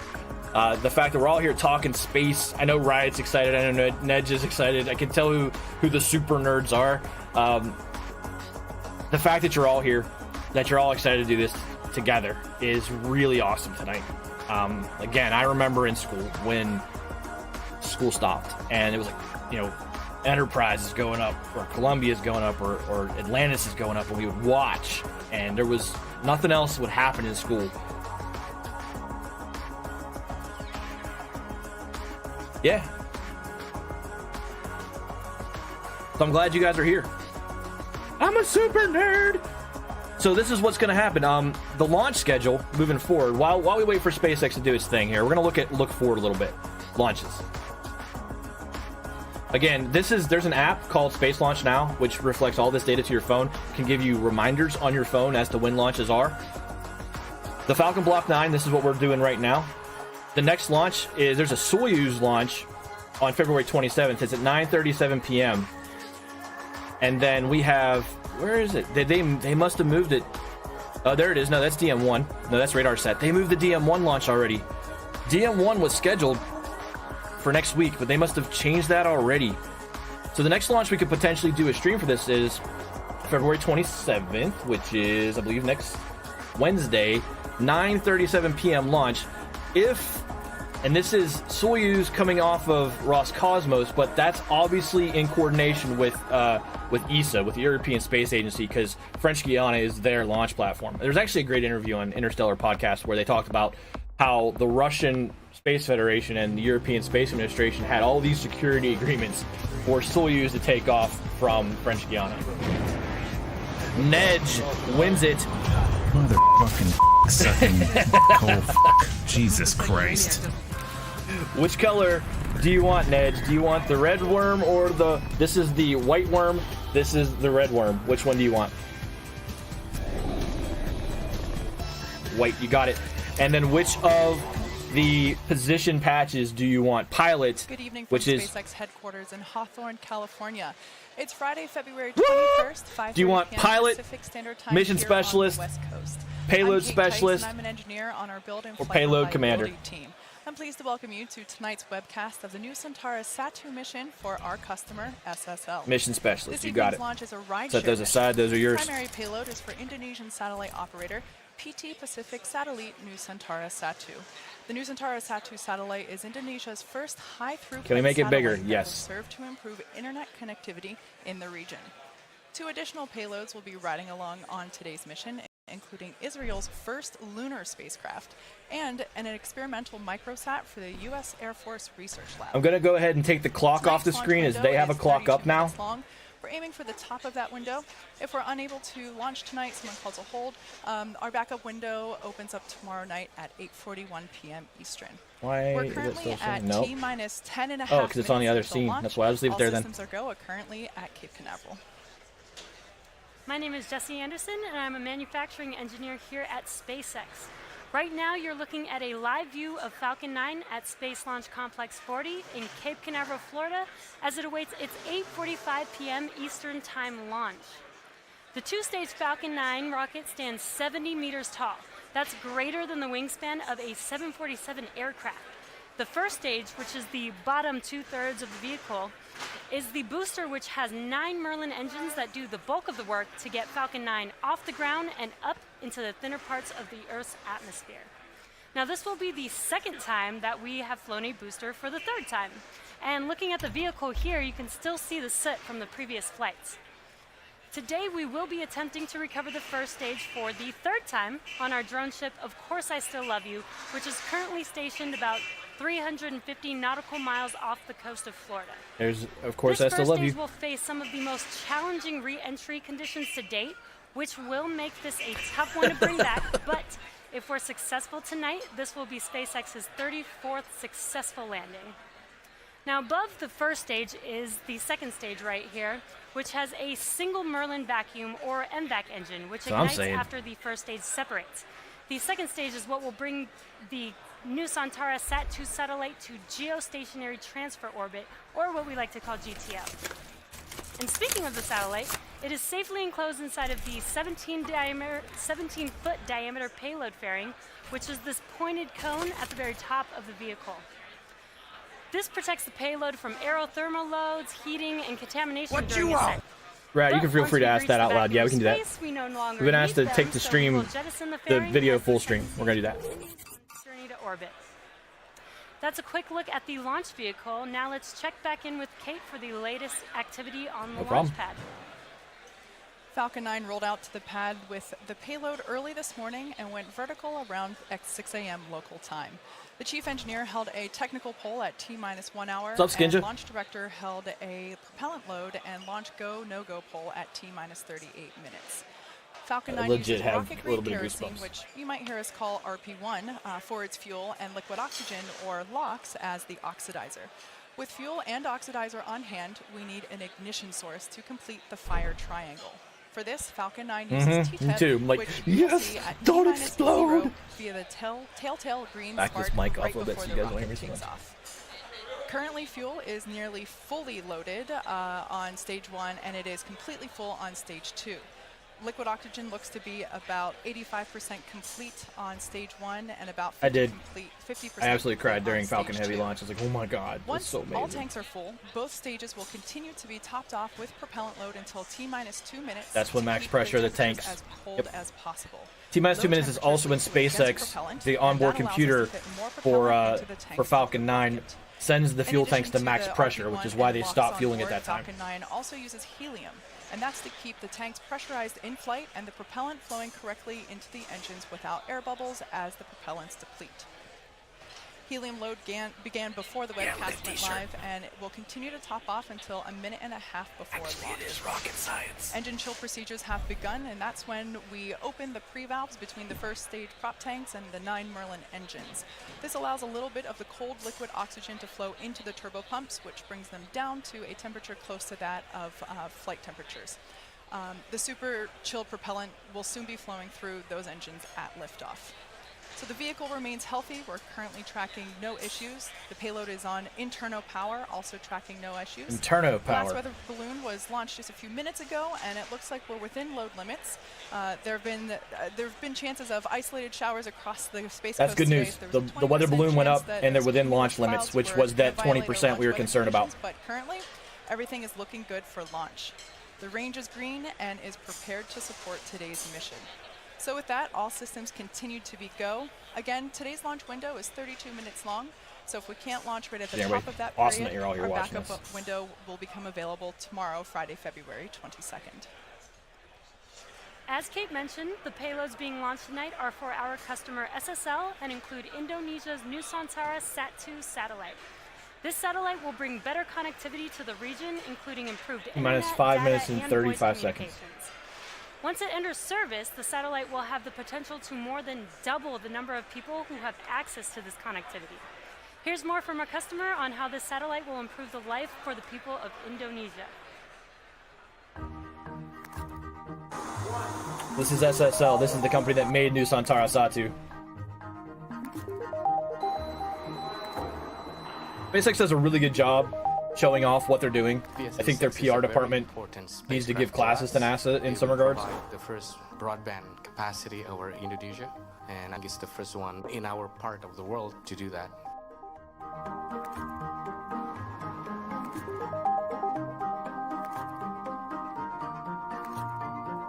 Oh yeah.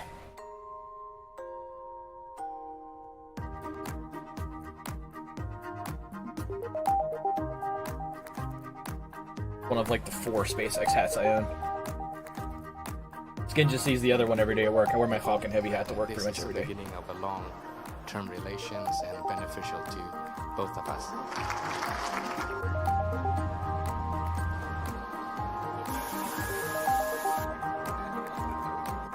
That quote's great.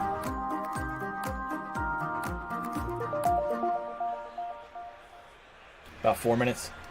Also included in tonight's mission is Israel's first lunar lander for SpaceIL and Israel Aerospace Industries.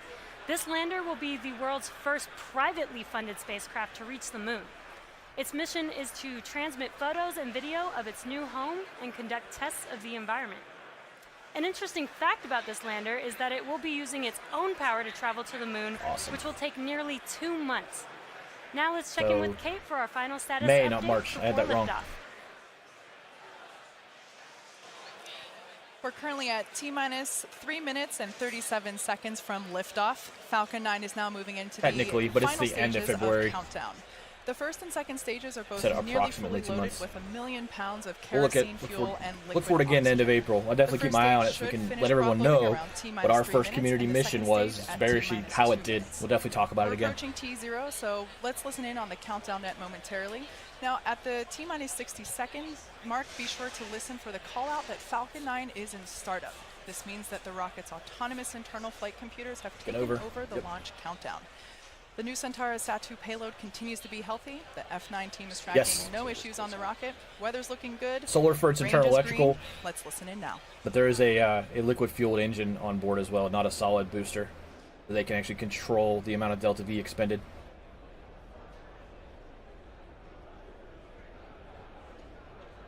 Minus 2 minutes 40 seconds. I have like goosebumps on my arms. I love watching this stuff. Again, seriously guys, you're helping me recapture a feeling that I lost around the time I was 9 years old. So thank you all for being here tonight.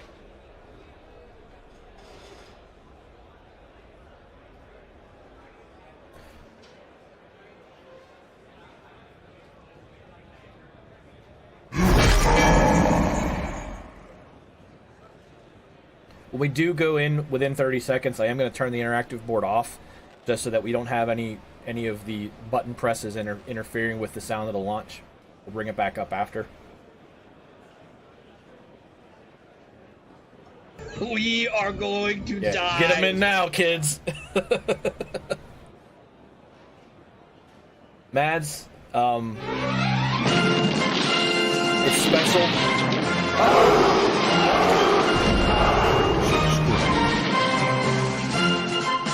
Special because we're all here. Putting the work into this was relatively minor. I have a template saved for the info panels. So truly a juggalo of unrivaled illness. Party Val, what's up? Welcome in for the launch. We're T-minus 1 minute 24 seconds away. And I'm going to go ahead and shut down the interactive board. J Mitch, welcome in as well, my friend. Thank you for being here. Yeah, that's the idea, Nedge. I watch these all the time, and I know that Riot does, and the idea that why aren't we watching them together? I'm more than happy to put this together every time there's a launch. Not just SpaceX. I mean, Ariane puts up a rocket. Let's watch it. Whenever we get into Blue Origin, let's watch it. Flight control computers have taken over Falcon 9. T-minus 50 seconds. Stage 2 pressing for flight.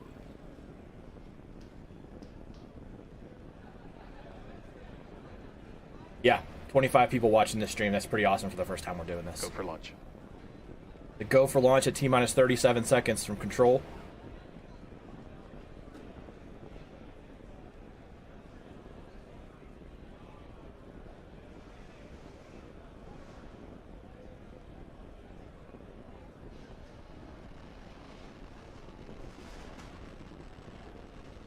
Stage 1 pressing for flight. T-minus 15 seconds. 10, 9, 8, 7, 6, 5, 4, 3, 2, 1, 0. Ignition.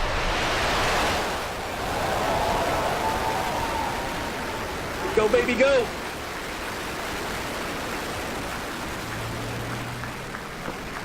Vehicle is pitching downrange. Stage 1 propulsion is normal.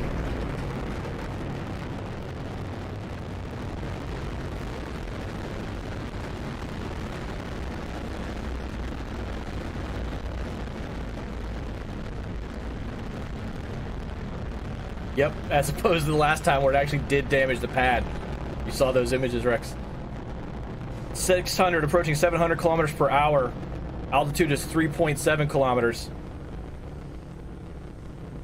Love Stanley. So at T The launch plus was at 47 Kennedy. seconds into flight, everything is looking nominal. We're currently preparing to throttle down as we enter max Q. Max Q, again, we talked about during KSP. Max Q is the max dynamic pressure on the vehicle. The maximum physical forces it will experience during the launch. Is the moment of truth for a rocket. Vehicle supersonic. Yes, I believe so. Space Launch Center 40. SLC 40 is what that stands for. We'll double check that after, Rex, if you remind me.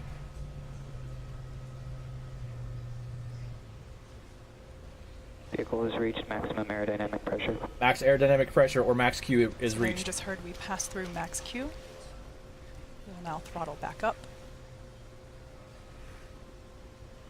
They reduce the thrust of the rocket as it goes through max Q to reduce that max dynamic pressure, and then once it passes through that threshold, it fires it back to the throttle they've designed for the mission. Engine chill.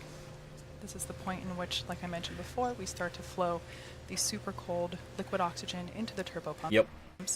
bringing them down to flight temperatures. This helps us reduce the temperature difference between the liquid oxygen and the hardware.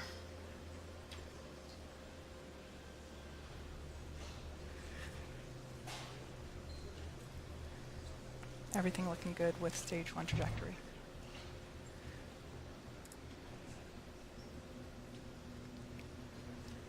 Main engine cutoff. 6,000 kilometers MECO per hour. 1 approaching now. The MECO, main engine cutoff for stage 1 approaching. We're going to get to watch the stage 1 re-entry burn in its attempt to land on Of Course I Still Love You. This is going to be awesome. Watch the right side of the screen whenever it goes to the S2 detachment.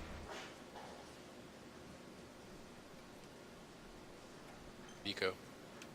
Main engine cutoff, stage 1 falls away.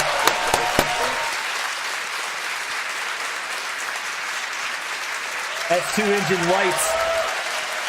And there on your screen you can see that the second stage engine has lit the gorgeous red orange glow of that nozzle. We're now at T plus 3 minutes and 5 seconds into flight. So on the left, S1 falling back to Earth. On the right, Coming up S2 next will be burning for fairing orbit. deployment. Now that second stage is in the vacuum of space, we don't need the fairing anymore, so in order to improve our vehicle efficiency, we shed the extra weight. So they fairing deployed already, Let's according check to the in on commentator. status of the Falcon 9 booster.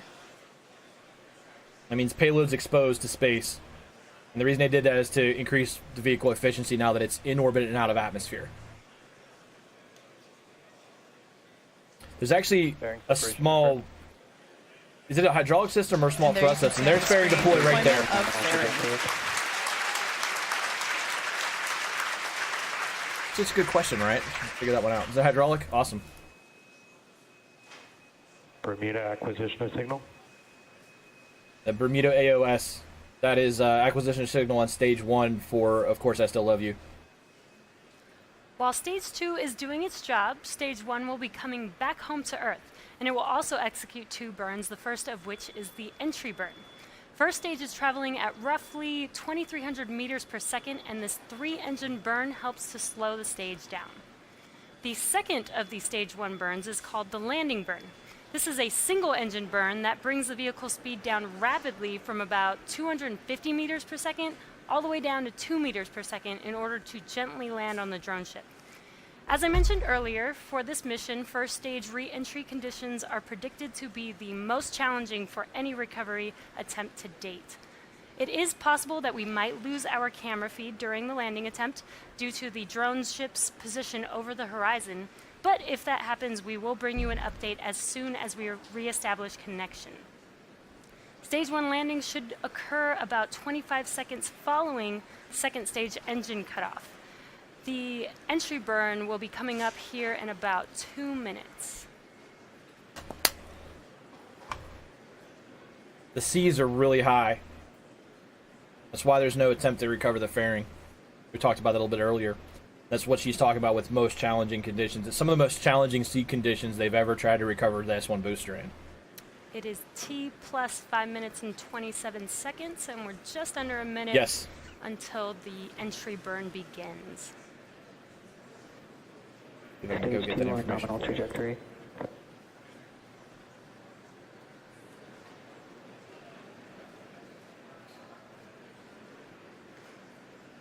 Yes.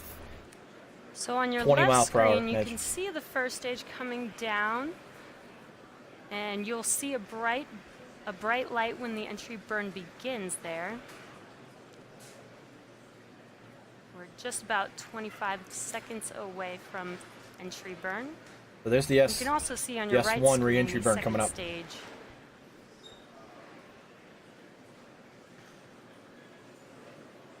Stage 1 FTS is safe.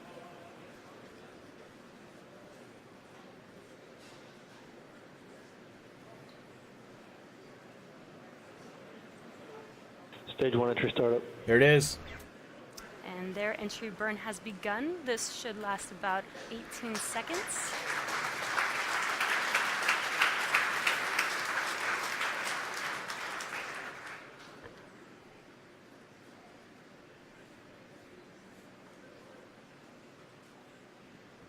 Stage 1 entry burn. Shut down. And entry burn is complete for first stage.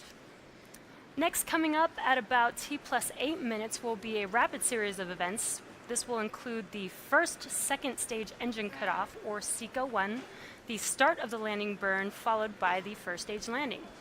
SECO 1 and the landing burn will occur within 4 seconds of each other, followed by the stage 1 landing shortly Not the after ComSat that. link, but the radio link to stage 1 was just lost.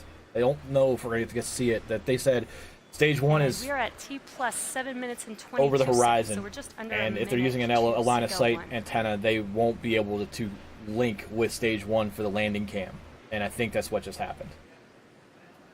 Yeah, it was a strange sub-entry burn. Okay. The sparking at the bottom was not what I'm used to seeing, but it's also nighttime. Stage Master entry Poe, transonic. what's up, man? Falcon 9 is launched. S2 burned in progress. Stage 1 is on its way back down to, of course, I Still Love You, but they just lost a camera feed for it. Glowing bright there. When SECO 1 starts, that engine will turn off. Stage 2 FTS is safe.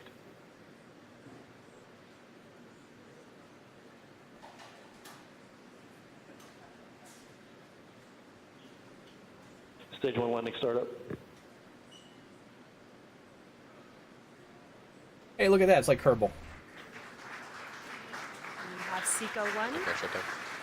Second stage engine cutoff. Oh, man.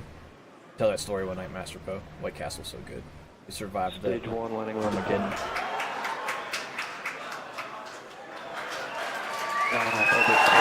That's good news. That means they've got it. There it is. It lands, and of course, I Still Love You. Successful first stage landing, despite the challenging conditions there. We're on the money. And we also got confirmation of stage 2 in good orbit. Stage 2 good orbit as well at the same time. Now we are about to enter the coast phase, so we are going to take a quick break, but we will be leaving you with an animation that shows you where we are in the coast phase. So if you need to go to the bathroom, we will be back at about T plus 26 minutes for a second stage relight and the first deployment. you need to take a break. This is the time. We're not gonna drop the stream at all. We're going to leave this up so we don't miss anything. They're going to replay some things, but we have about 10 to 14 minutes until they're going to really start talking again. So the next things that are going to happen. So S1's recovered on, of course, I Still Love You in the worst sea conditions they've ever done it in, which is amazing. So that means that this could be potentially the first booster that gets used 4 times by SpaceX. Of course, I Still Love You is a badass motherfucker. Indeed. The next events will be, they're going to restart second stage engine. They're going to get the payloads in position for their deployments, and they will deploy those payloads. And that's the remaining events. We still have a lot of time left in this, but this is the coast phase that we warp through in Kerbal Space Program that we cannot warp through in a live launch. We'll turn that back down until we're ready to go again. So I'm going to get up for a second. I'm going to go stretch my legs, get my drink refilled. I don't know, Master Poe. I know that even the hardcore KSP guys on Twitch don't. But this is something that I sat back and thought about when I started streaming again. I said, let's relearn how to play KSP. I really was for this. And moving forward, for those of you that are in chat and have enjoyed what we've done so far tonight, either with KSP or with this live launch we're watching together, hit the follow button. This will not be the last one. The Discord has a schedule. Keep the next 7 days in order on there, and you will see hashtag BOSA. If we are doing anything in relation to a launch, it will say BOSA and the launch event on the line, and what time not only will the stream start, but what time the launch event itself is. So if you can't make the gaming aspect of the stream, you will still know exactly when the respective space station.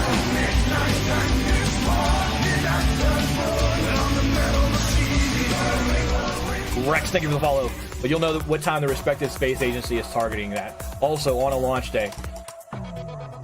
What I have done today and what I will do on every launch day, presuming I have the time, is I provided updates on weather conditions, fleet conditions for SpaceX, any information that I can get either through my NSF subscription. I will post in the BOSA channel of the Discord so that you guys are informed as to what's going on with the mission. And then, of course, because we're currently in a kind of a waiting phase, I will be producing a graphic like this every time we do a mission, so that at a glance, as we talk about it, you guys can get up to speed pretty quickly on the basics of what's going on with the flight. So again, thank you guys for being here. I'm going to step up for a second. We've got about 10 to 11 minutes until they're probably going to come back. I'll be back in a few, but go to the bathroom, refill your drinks. We still have lots of stuff to happen on this launch from Kennedy tonight. But thank you all for being here. I'll be right back. Excuse me while I whip this out.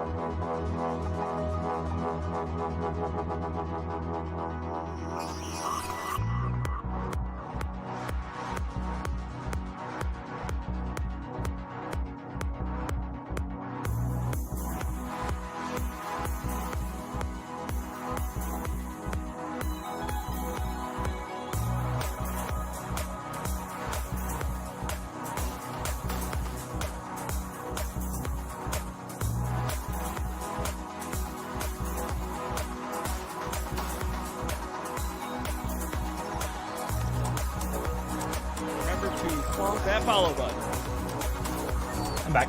So I talk about the Falcon heavy hat that I always love to wear. That's it. Got NASA pins and an Air Force pin on the side of it. I love this hat so much. If you wanted a Falcon heavy hat, they sell them on the SpaceX store, but they're pretty sweet. I won this in a giveaway.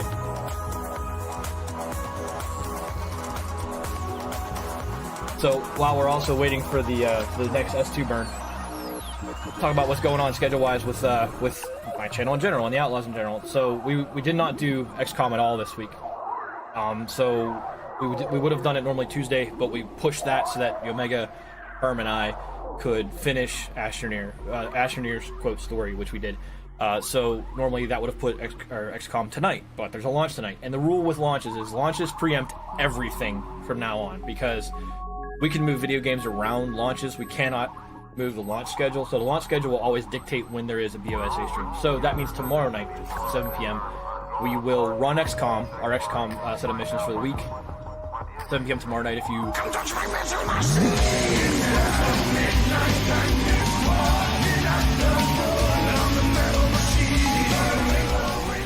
Rogue, thank you for the follow. Welcome in. We are currently watching the Falcon 9 launch. They are successful with the recovery of S1. The S2 burn's coming up in about 5 to 8 minutes. But thanks for coming in and being a part of what we're doing tonight.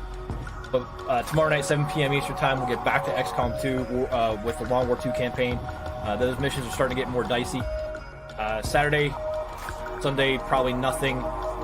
And then I believe Tuesday, I might bump Tuesday's stream into Wednesday depending on when the next launch is. Right now, the next launch for BOSA would be Wednesday. So we either sacrifice Tuesday or Thursday's stream for that, because I'm trying to maintain a healthy schedule of not sitting every night for streaming. Let me have a look here what the schedule says. The schedule currently says, yeah, the KSP Roscosmos OneWeb 6 launch at 4:30 p.m. I think that's been pushed. So I'll update the schedule after the stream tonight, and you guys can have a look then. For those of you that know Fort's a lucky dog. He lives in Orlando. He was able to look out his window tonight and watch that rocket go up because it lit up the night sky. Also, one thing that I didn't tell you guys about, or not all of you, I posted it in the BOSA channel. Because we're streaming stuff now, I've actually applied for a media pass to go down to Woolley in Virginia and watch a Boeing sat launch in April. If I do that, if they give me the pass, I intend to live stream it for you guys. Like, not this presentation, but I'll take a laptop with me. I'll put a webcam on it, and we'll stream it in this sort of presentation. I'll figure the mechanics of that out, but that's one of the reasons I applied for that media pass, is I want to give you a day perspective from, like, my seat. We'll put that next to, you know, an official stream, so you can see fixer cam and you can see official, you know, Boeing cam.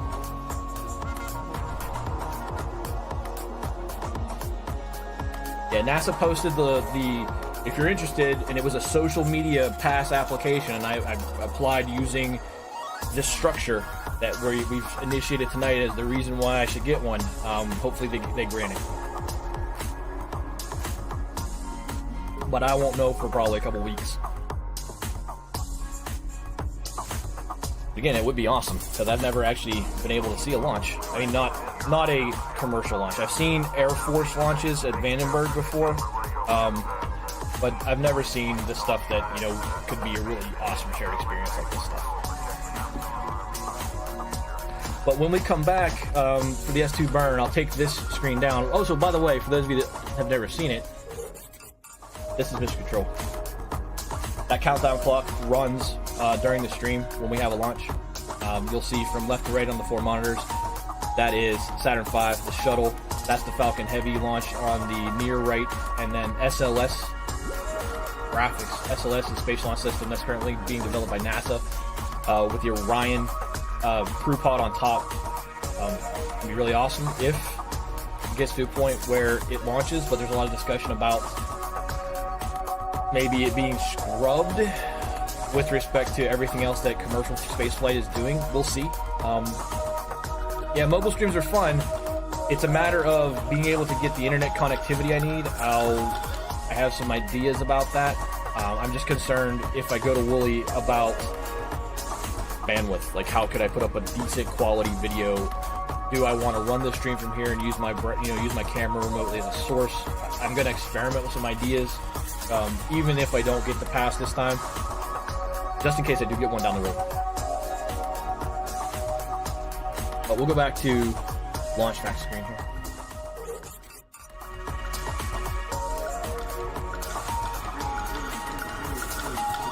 The B1048.3, the second SpaceX booster to successfully be launched and recovered. Actually, launched 3 times. Yeah, it launched and recovered 3 times. So it might be the first booster that's used for a 4th SpaceX launch. Also coming up on SpaceX's calendar.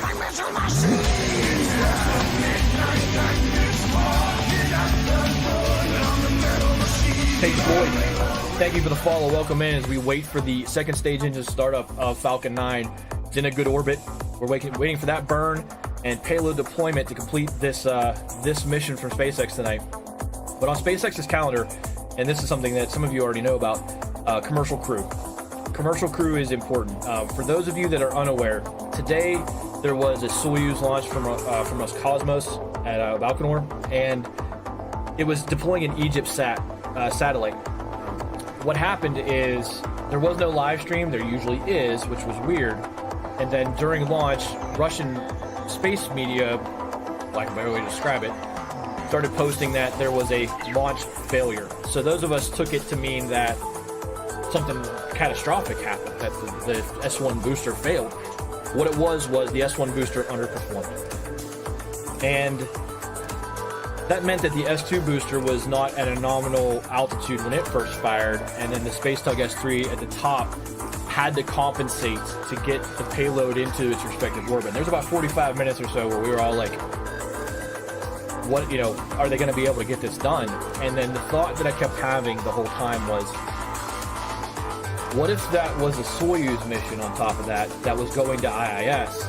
What if there was an international crew to replace the current IIS crew on that pod? I mean, ESA and NASA would have pooped their pants. And the reason I'm talking about this is it demonstrates that Roscosmos safety standards and ESA/NASA safety standards, or Falcon 9 for that matter, are vastly different. It puts the reliability of the Soyuz program in question, and we're completely reliant upon that.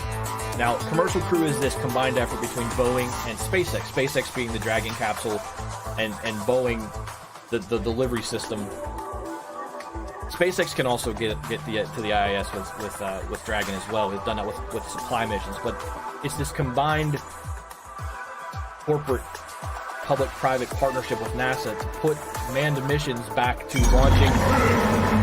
Not is buying, did buy. I'm kind of segueing into that. So there's this combined commercial public-private partnership to put American launches back on American soil using American rockets, and that's supposed to be tested, manned missions flying this year, manned missions to IIS flying by the end of this year. And it's hugely important for what Ryan just said.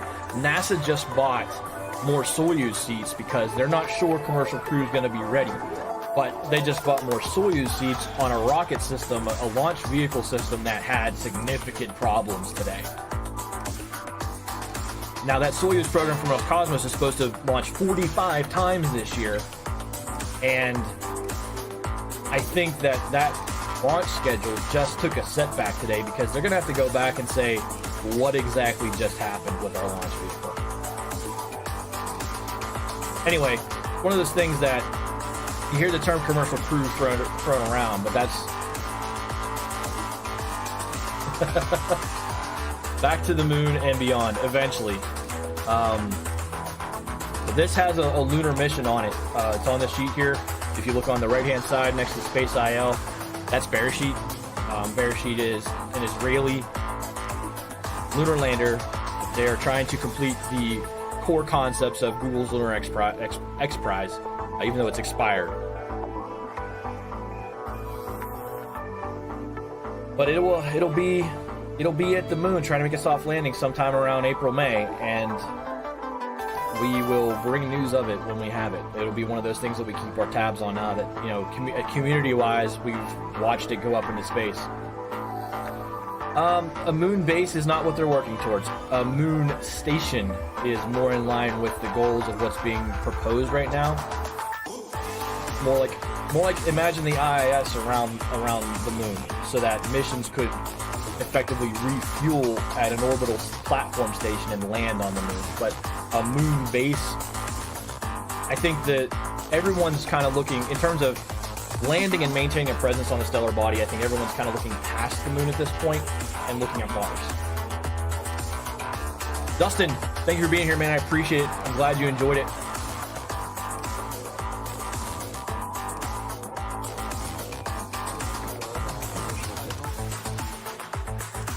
Love if the stream music was a bit less. Gotcha. Put that down until they come back. Turn it back open, they start talking. How about that?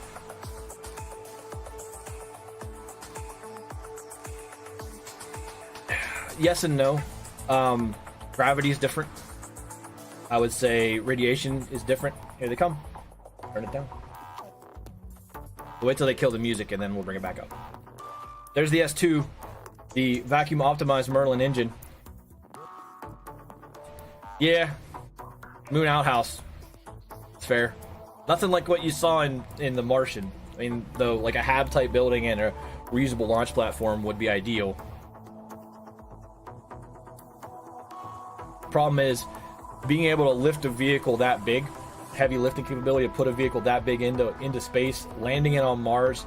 It's the original NASA concept that Wernher von Braun proposed. He only proposed 2 ways to get to the moon. One was direct descent and Earth orbit rendezvous. Direct descent, he categorized it as this: build a big rocket and put the pod on top. Land that rocket on the moon. And the amount of engineering, fuel, and mass that would have been consumed by that is... The Saturn V wouldn't have been able to do it, and the Saturn V is the most powerful rocket ever built. So he proposed an Earth orbit rendezvous, which was everybody puts their rockets up around Earth, they reassemble it in Earth, and they go to the moon that way. Still a single vessel. And then, remember the name of the NASA engineer?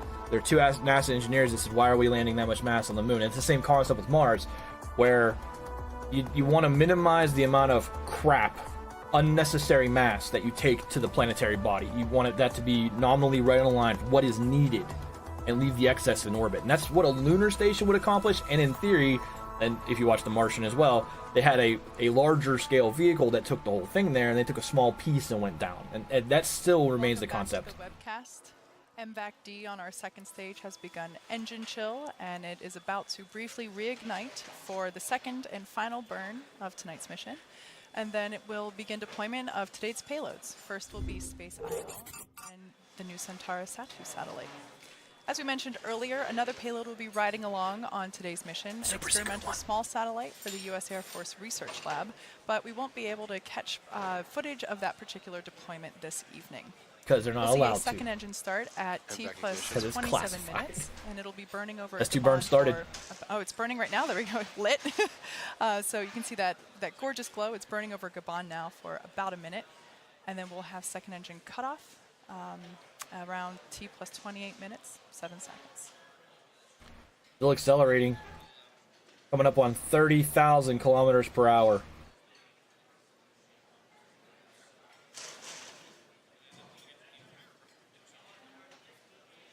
It's amazing that 213 kilometers above the Earth, this camera feeds this good. To be quite honest, it still baffles me that it looks this good this far away. One of the big things with spaceflight is what's called communications delay. Approaching SECO 2 in 10 seconds. Yeah, that too. The fact that we can watch the Tesla. It's a matter of we have no ability to communicate using light that is reliable, because effectively it would have to be very focused, the ability to have to transmitter and receiver pointing directly at each other at all times. You have to actually have a receiver on the spacecraft that rotated. Back shot down there as that red glow slowly begins to fade away. That's 2 burns done. A little bit of time until they deploy. That stage 2 is in a good orbit. So at this point, we'll be coasting for the next 5 minutes or so, and we will be back just after T plus 33 minutes. T plus 33 until we go to the first deploy, which is the Beresheet. I think it says the Beresheet deployment was first. I think that's backwards from what I read earlier. Take the music back down for Mads.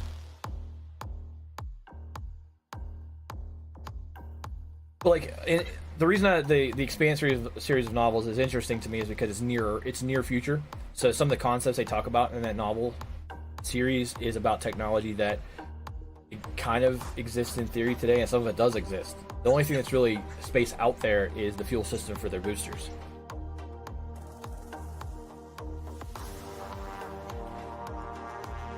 slowing down. Very slowly. Just the orbital mechanic. That velocity is going to change as it goes around. No longer going to expend any more Delta V on this mission. They have the rocket where they want it. Just a matter of it being in the correct orbital position for the deployment of the respective payloads now.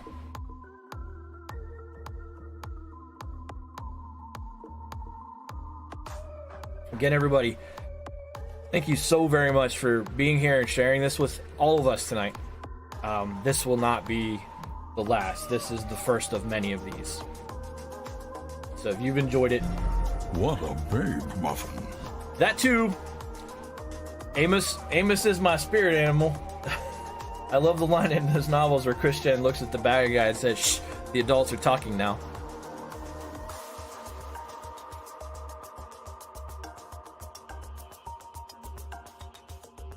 How are you doing this evening?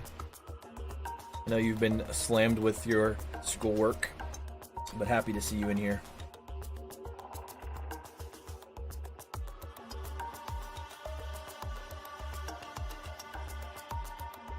What sounds like me at work?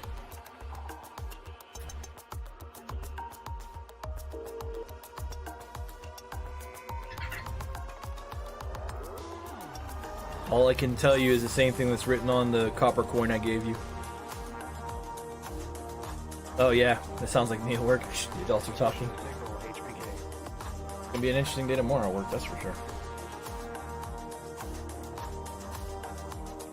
It said T plus 33 for the first payload deploy. We're about just under 2 minutes away from that. You'll see the first of the two satellites they can show, the two payload objects they can show deploying. They said, unfortunately, we'll not be able to show you the Air Force. And I was like, yeah, it's not because you can't. It's because you've been told you won't. It's experimental CubeSat for Air Force research sounds like code speak for something.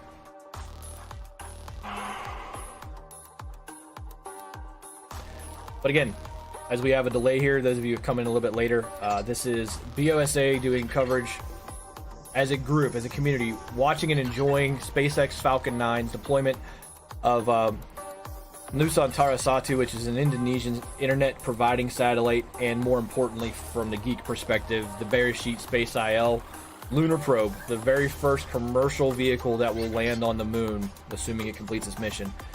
We will be doing more and more of these.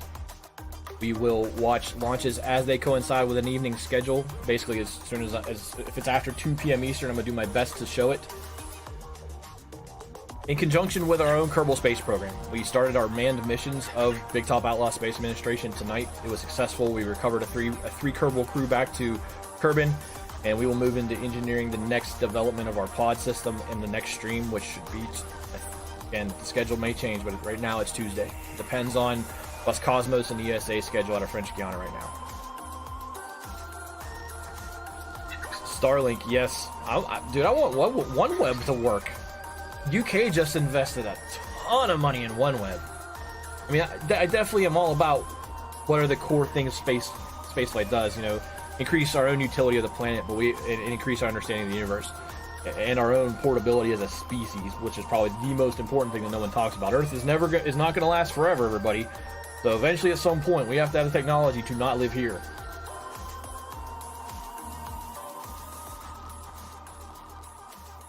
But T plus 33 is coming up on that payload deploy. We are coming up on our first deployment of the night, the Space IL lunar lander, in just about 10 seconds from now, 18 seconds from now. Now you should be able to see this on your screen. That light horizon is amazing looking. Space IL, spacecraft separation confirmed. Separation confirmed. And we've got confirmation of separation.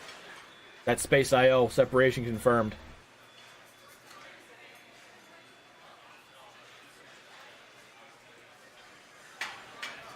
That roll around the curvature of the Earth. There on your screen.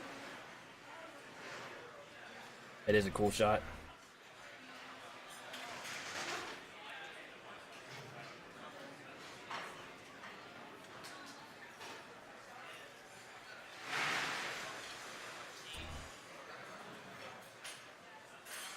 a little bit bright there because of the sun, so it's very difficult to see separation there, but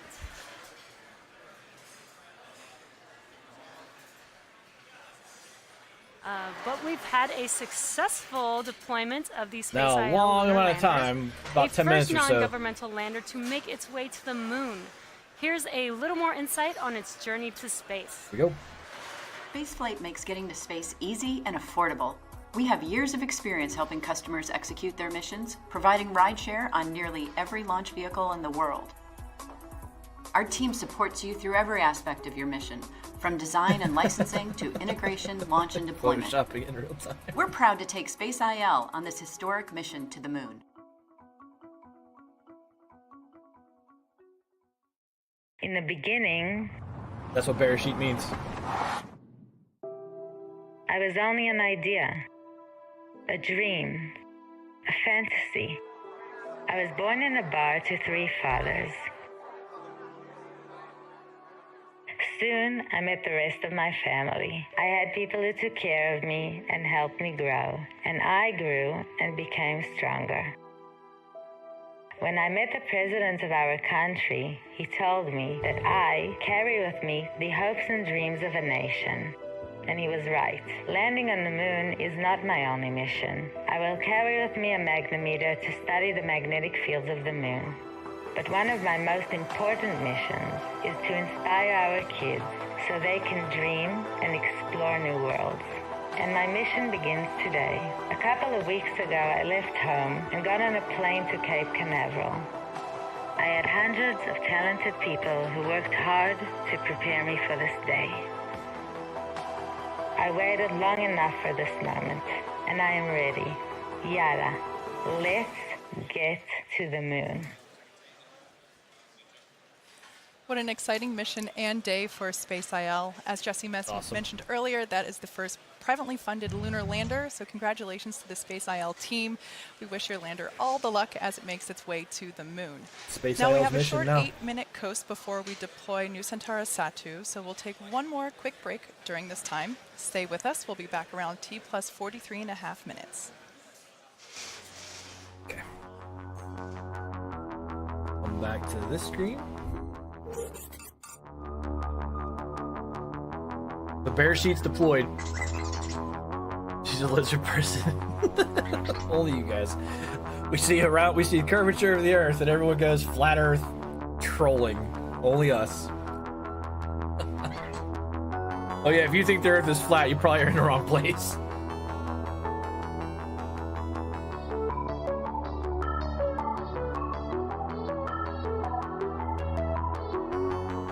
So T plus 43, she said, so about 6 minutes.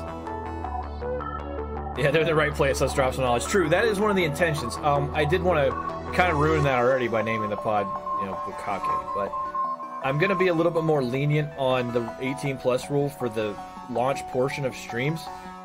Simply because if there's an interested, 13 or 14-year-old who comes in here and has interest in this, that's who this should inspire.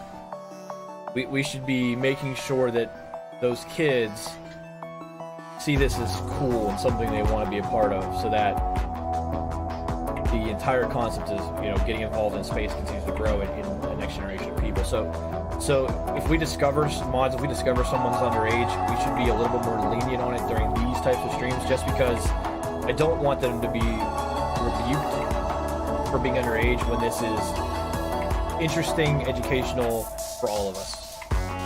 If they come in here and they're like, look at me, I'm a blueberry, notice me, put me on the rocket, then feel free to throw it. Turn the music back down for Maz, because I'm sure that's blaring.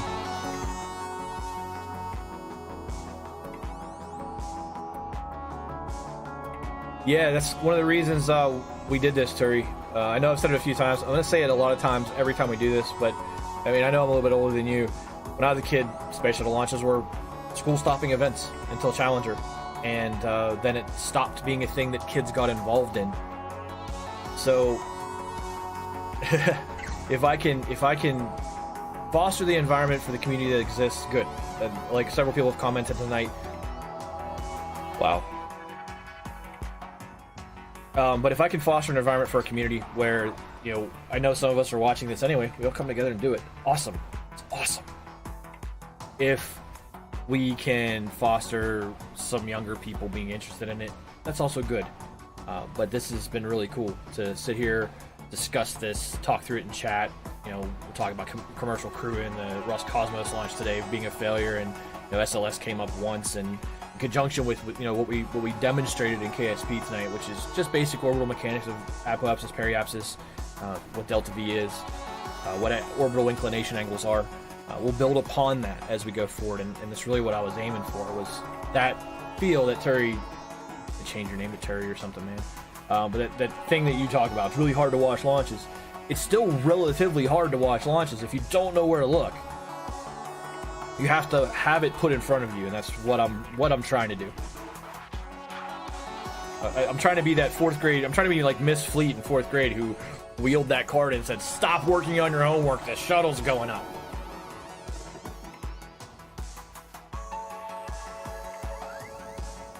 My lord. Miss Fleet was no woman. Let's just put it that way. Hey, look at that. He did change it. That lady was mean. She was a battle axe. So about 3 minutes or so until the Nusantara Satu satellite decouples from the S2 Falcon 9. I didn't like that one.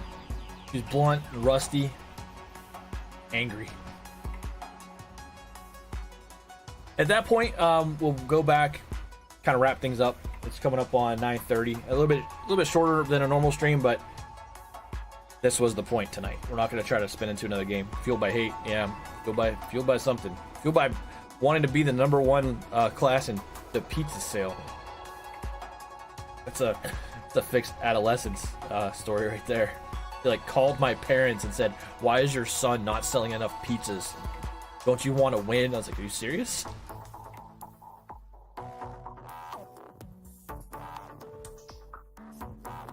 Yeah, it was my grade school was a joint grade school, middle school, Catholic school.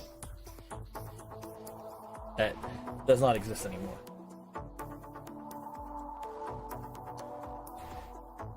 So you see the stage 2 trajectory does not come back around Earth. The stage 2 trajectory is going to take it out of direct Earth orbital influence. It will no longer orbit. My lord. Yourself. Rex, it was an interesting time, that's for sure. It's one of those moments where you wish you had the wisdom that comes with age when you were that age, so that you could have been smarter about how to do things. So I got myself in a lot of trouble. Like, what was I? How old are you in fourth grade? Like 7 or 8?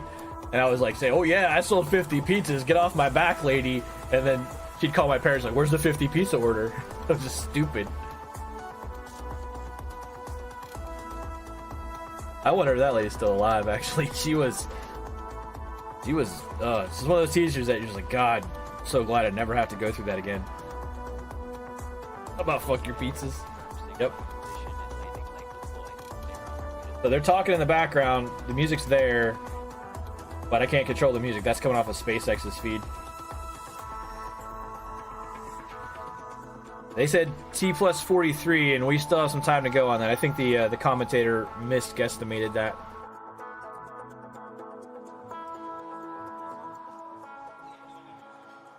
There's the music fading away. They're going to come back. Welcome back to the webcast at T plus 43.5 minutes. We're about a minute away from deployment of the Nusantara Satu satellite. If you've just joined us, we've had a really great day so far. Beautiful liftoff from Cape Canaveral, a successful landing of a rather spicy landing attempt on our drone ship, Of Course I Still Love You. Great deployment of the Space IL lunar lander just about a few minutes ago, and now we're just waiting for our final, our last. She did say spicy landing attempt. New terminology. So that'll be coming up just in a few seconds. Hello, Utes. So spicy. That's gonna become. It has to be. We have to like nag SpaceX to have them make that the official designation for IC's spicy sea conditions.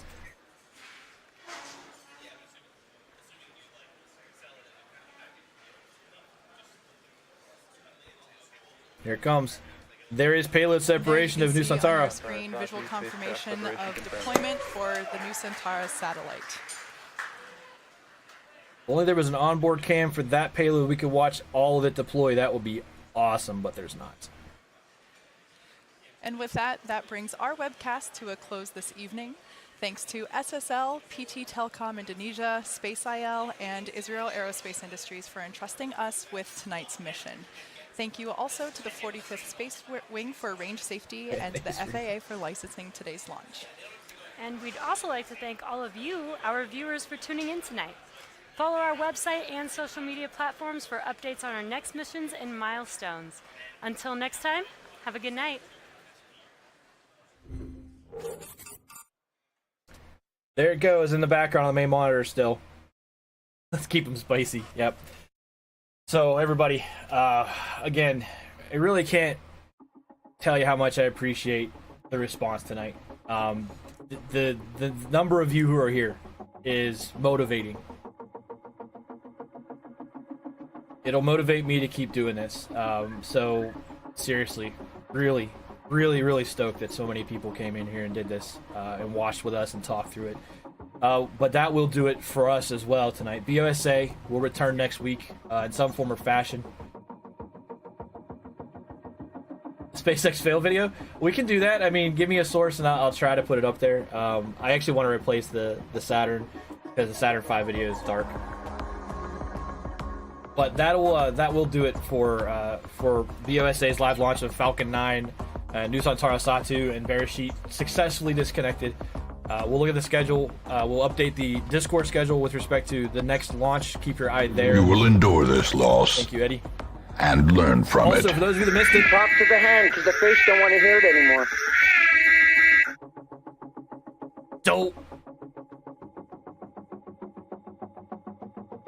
Everybody, that's season 2.5. That's what happens if you use a sticker in my channel now. You'll notice that the Sparks Wasted counter went up when he did that. Anyway, guys, have a great night. Let's see if anybody else from the Outlaws is live, real quick. Hey, you wanted to see it. Anybody else streaming right now? Board test. That's really Ulti. So let's get this off the screen here. Right as Let's go and put the cover up, and we will get you over to Ulti. Yeah, we're gonna take you guys to Ulti. He rocks the Outlaws banner on his Mixer page. That's where we're gonna go first. So let's go see what he's doing. That's not where I wanted to go. I definitely don't want to go listen to my own stream. He's playing Jump Force again, so let's go give Ulti more hell. Yeah, Bukake 1 raid. Let's use that for the hashtag. Dr. Death says no, but let's go ahead and do that. That'll be the raid tag. I picked up one of them. It was Rogue, you're welcome. Thank you for being a part of it. It was again. We'll be back tomorrow night with XCOM 2 Long War 2. For those of you with characters involved, we'll see what happens. For those of you who want to get involved, build up to 5 hours and the 1,000 stream tributes, which is our stream currency, and you can get in that as well. We'll see you guys tomorrow night. We'll get you off to Ulti. Have a good night, everybody. And again, thank you so much for being here, making this amazingly awesome. I had a great time. I hope you did too. And we'll talk to you tomorrow. Whatever the other ones were, 5Ds, the one pass thing.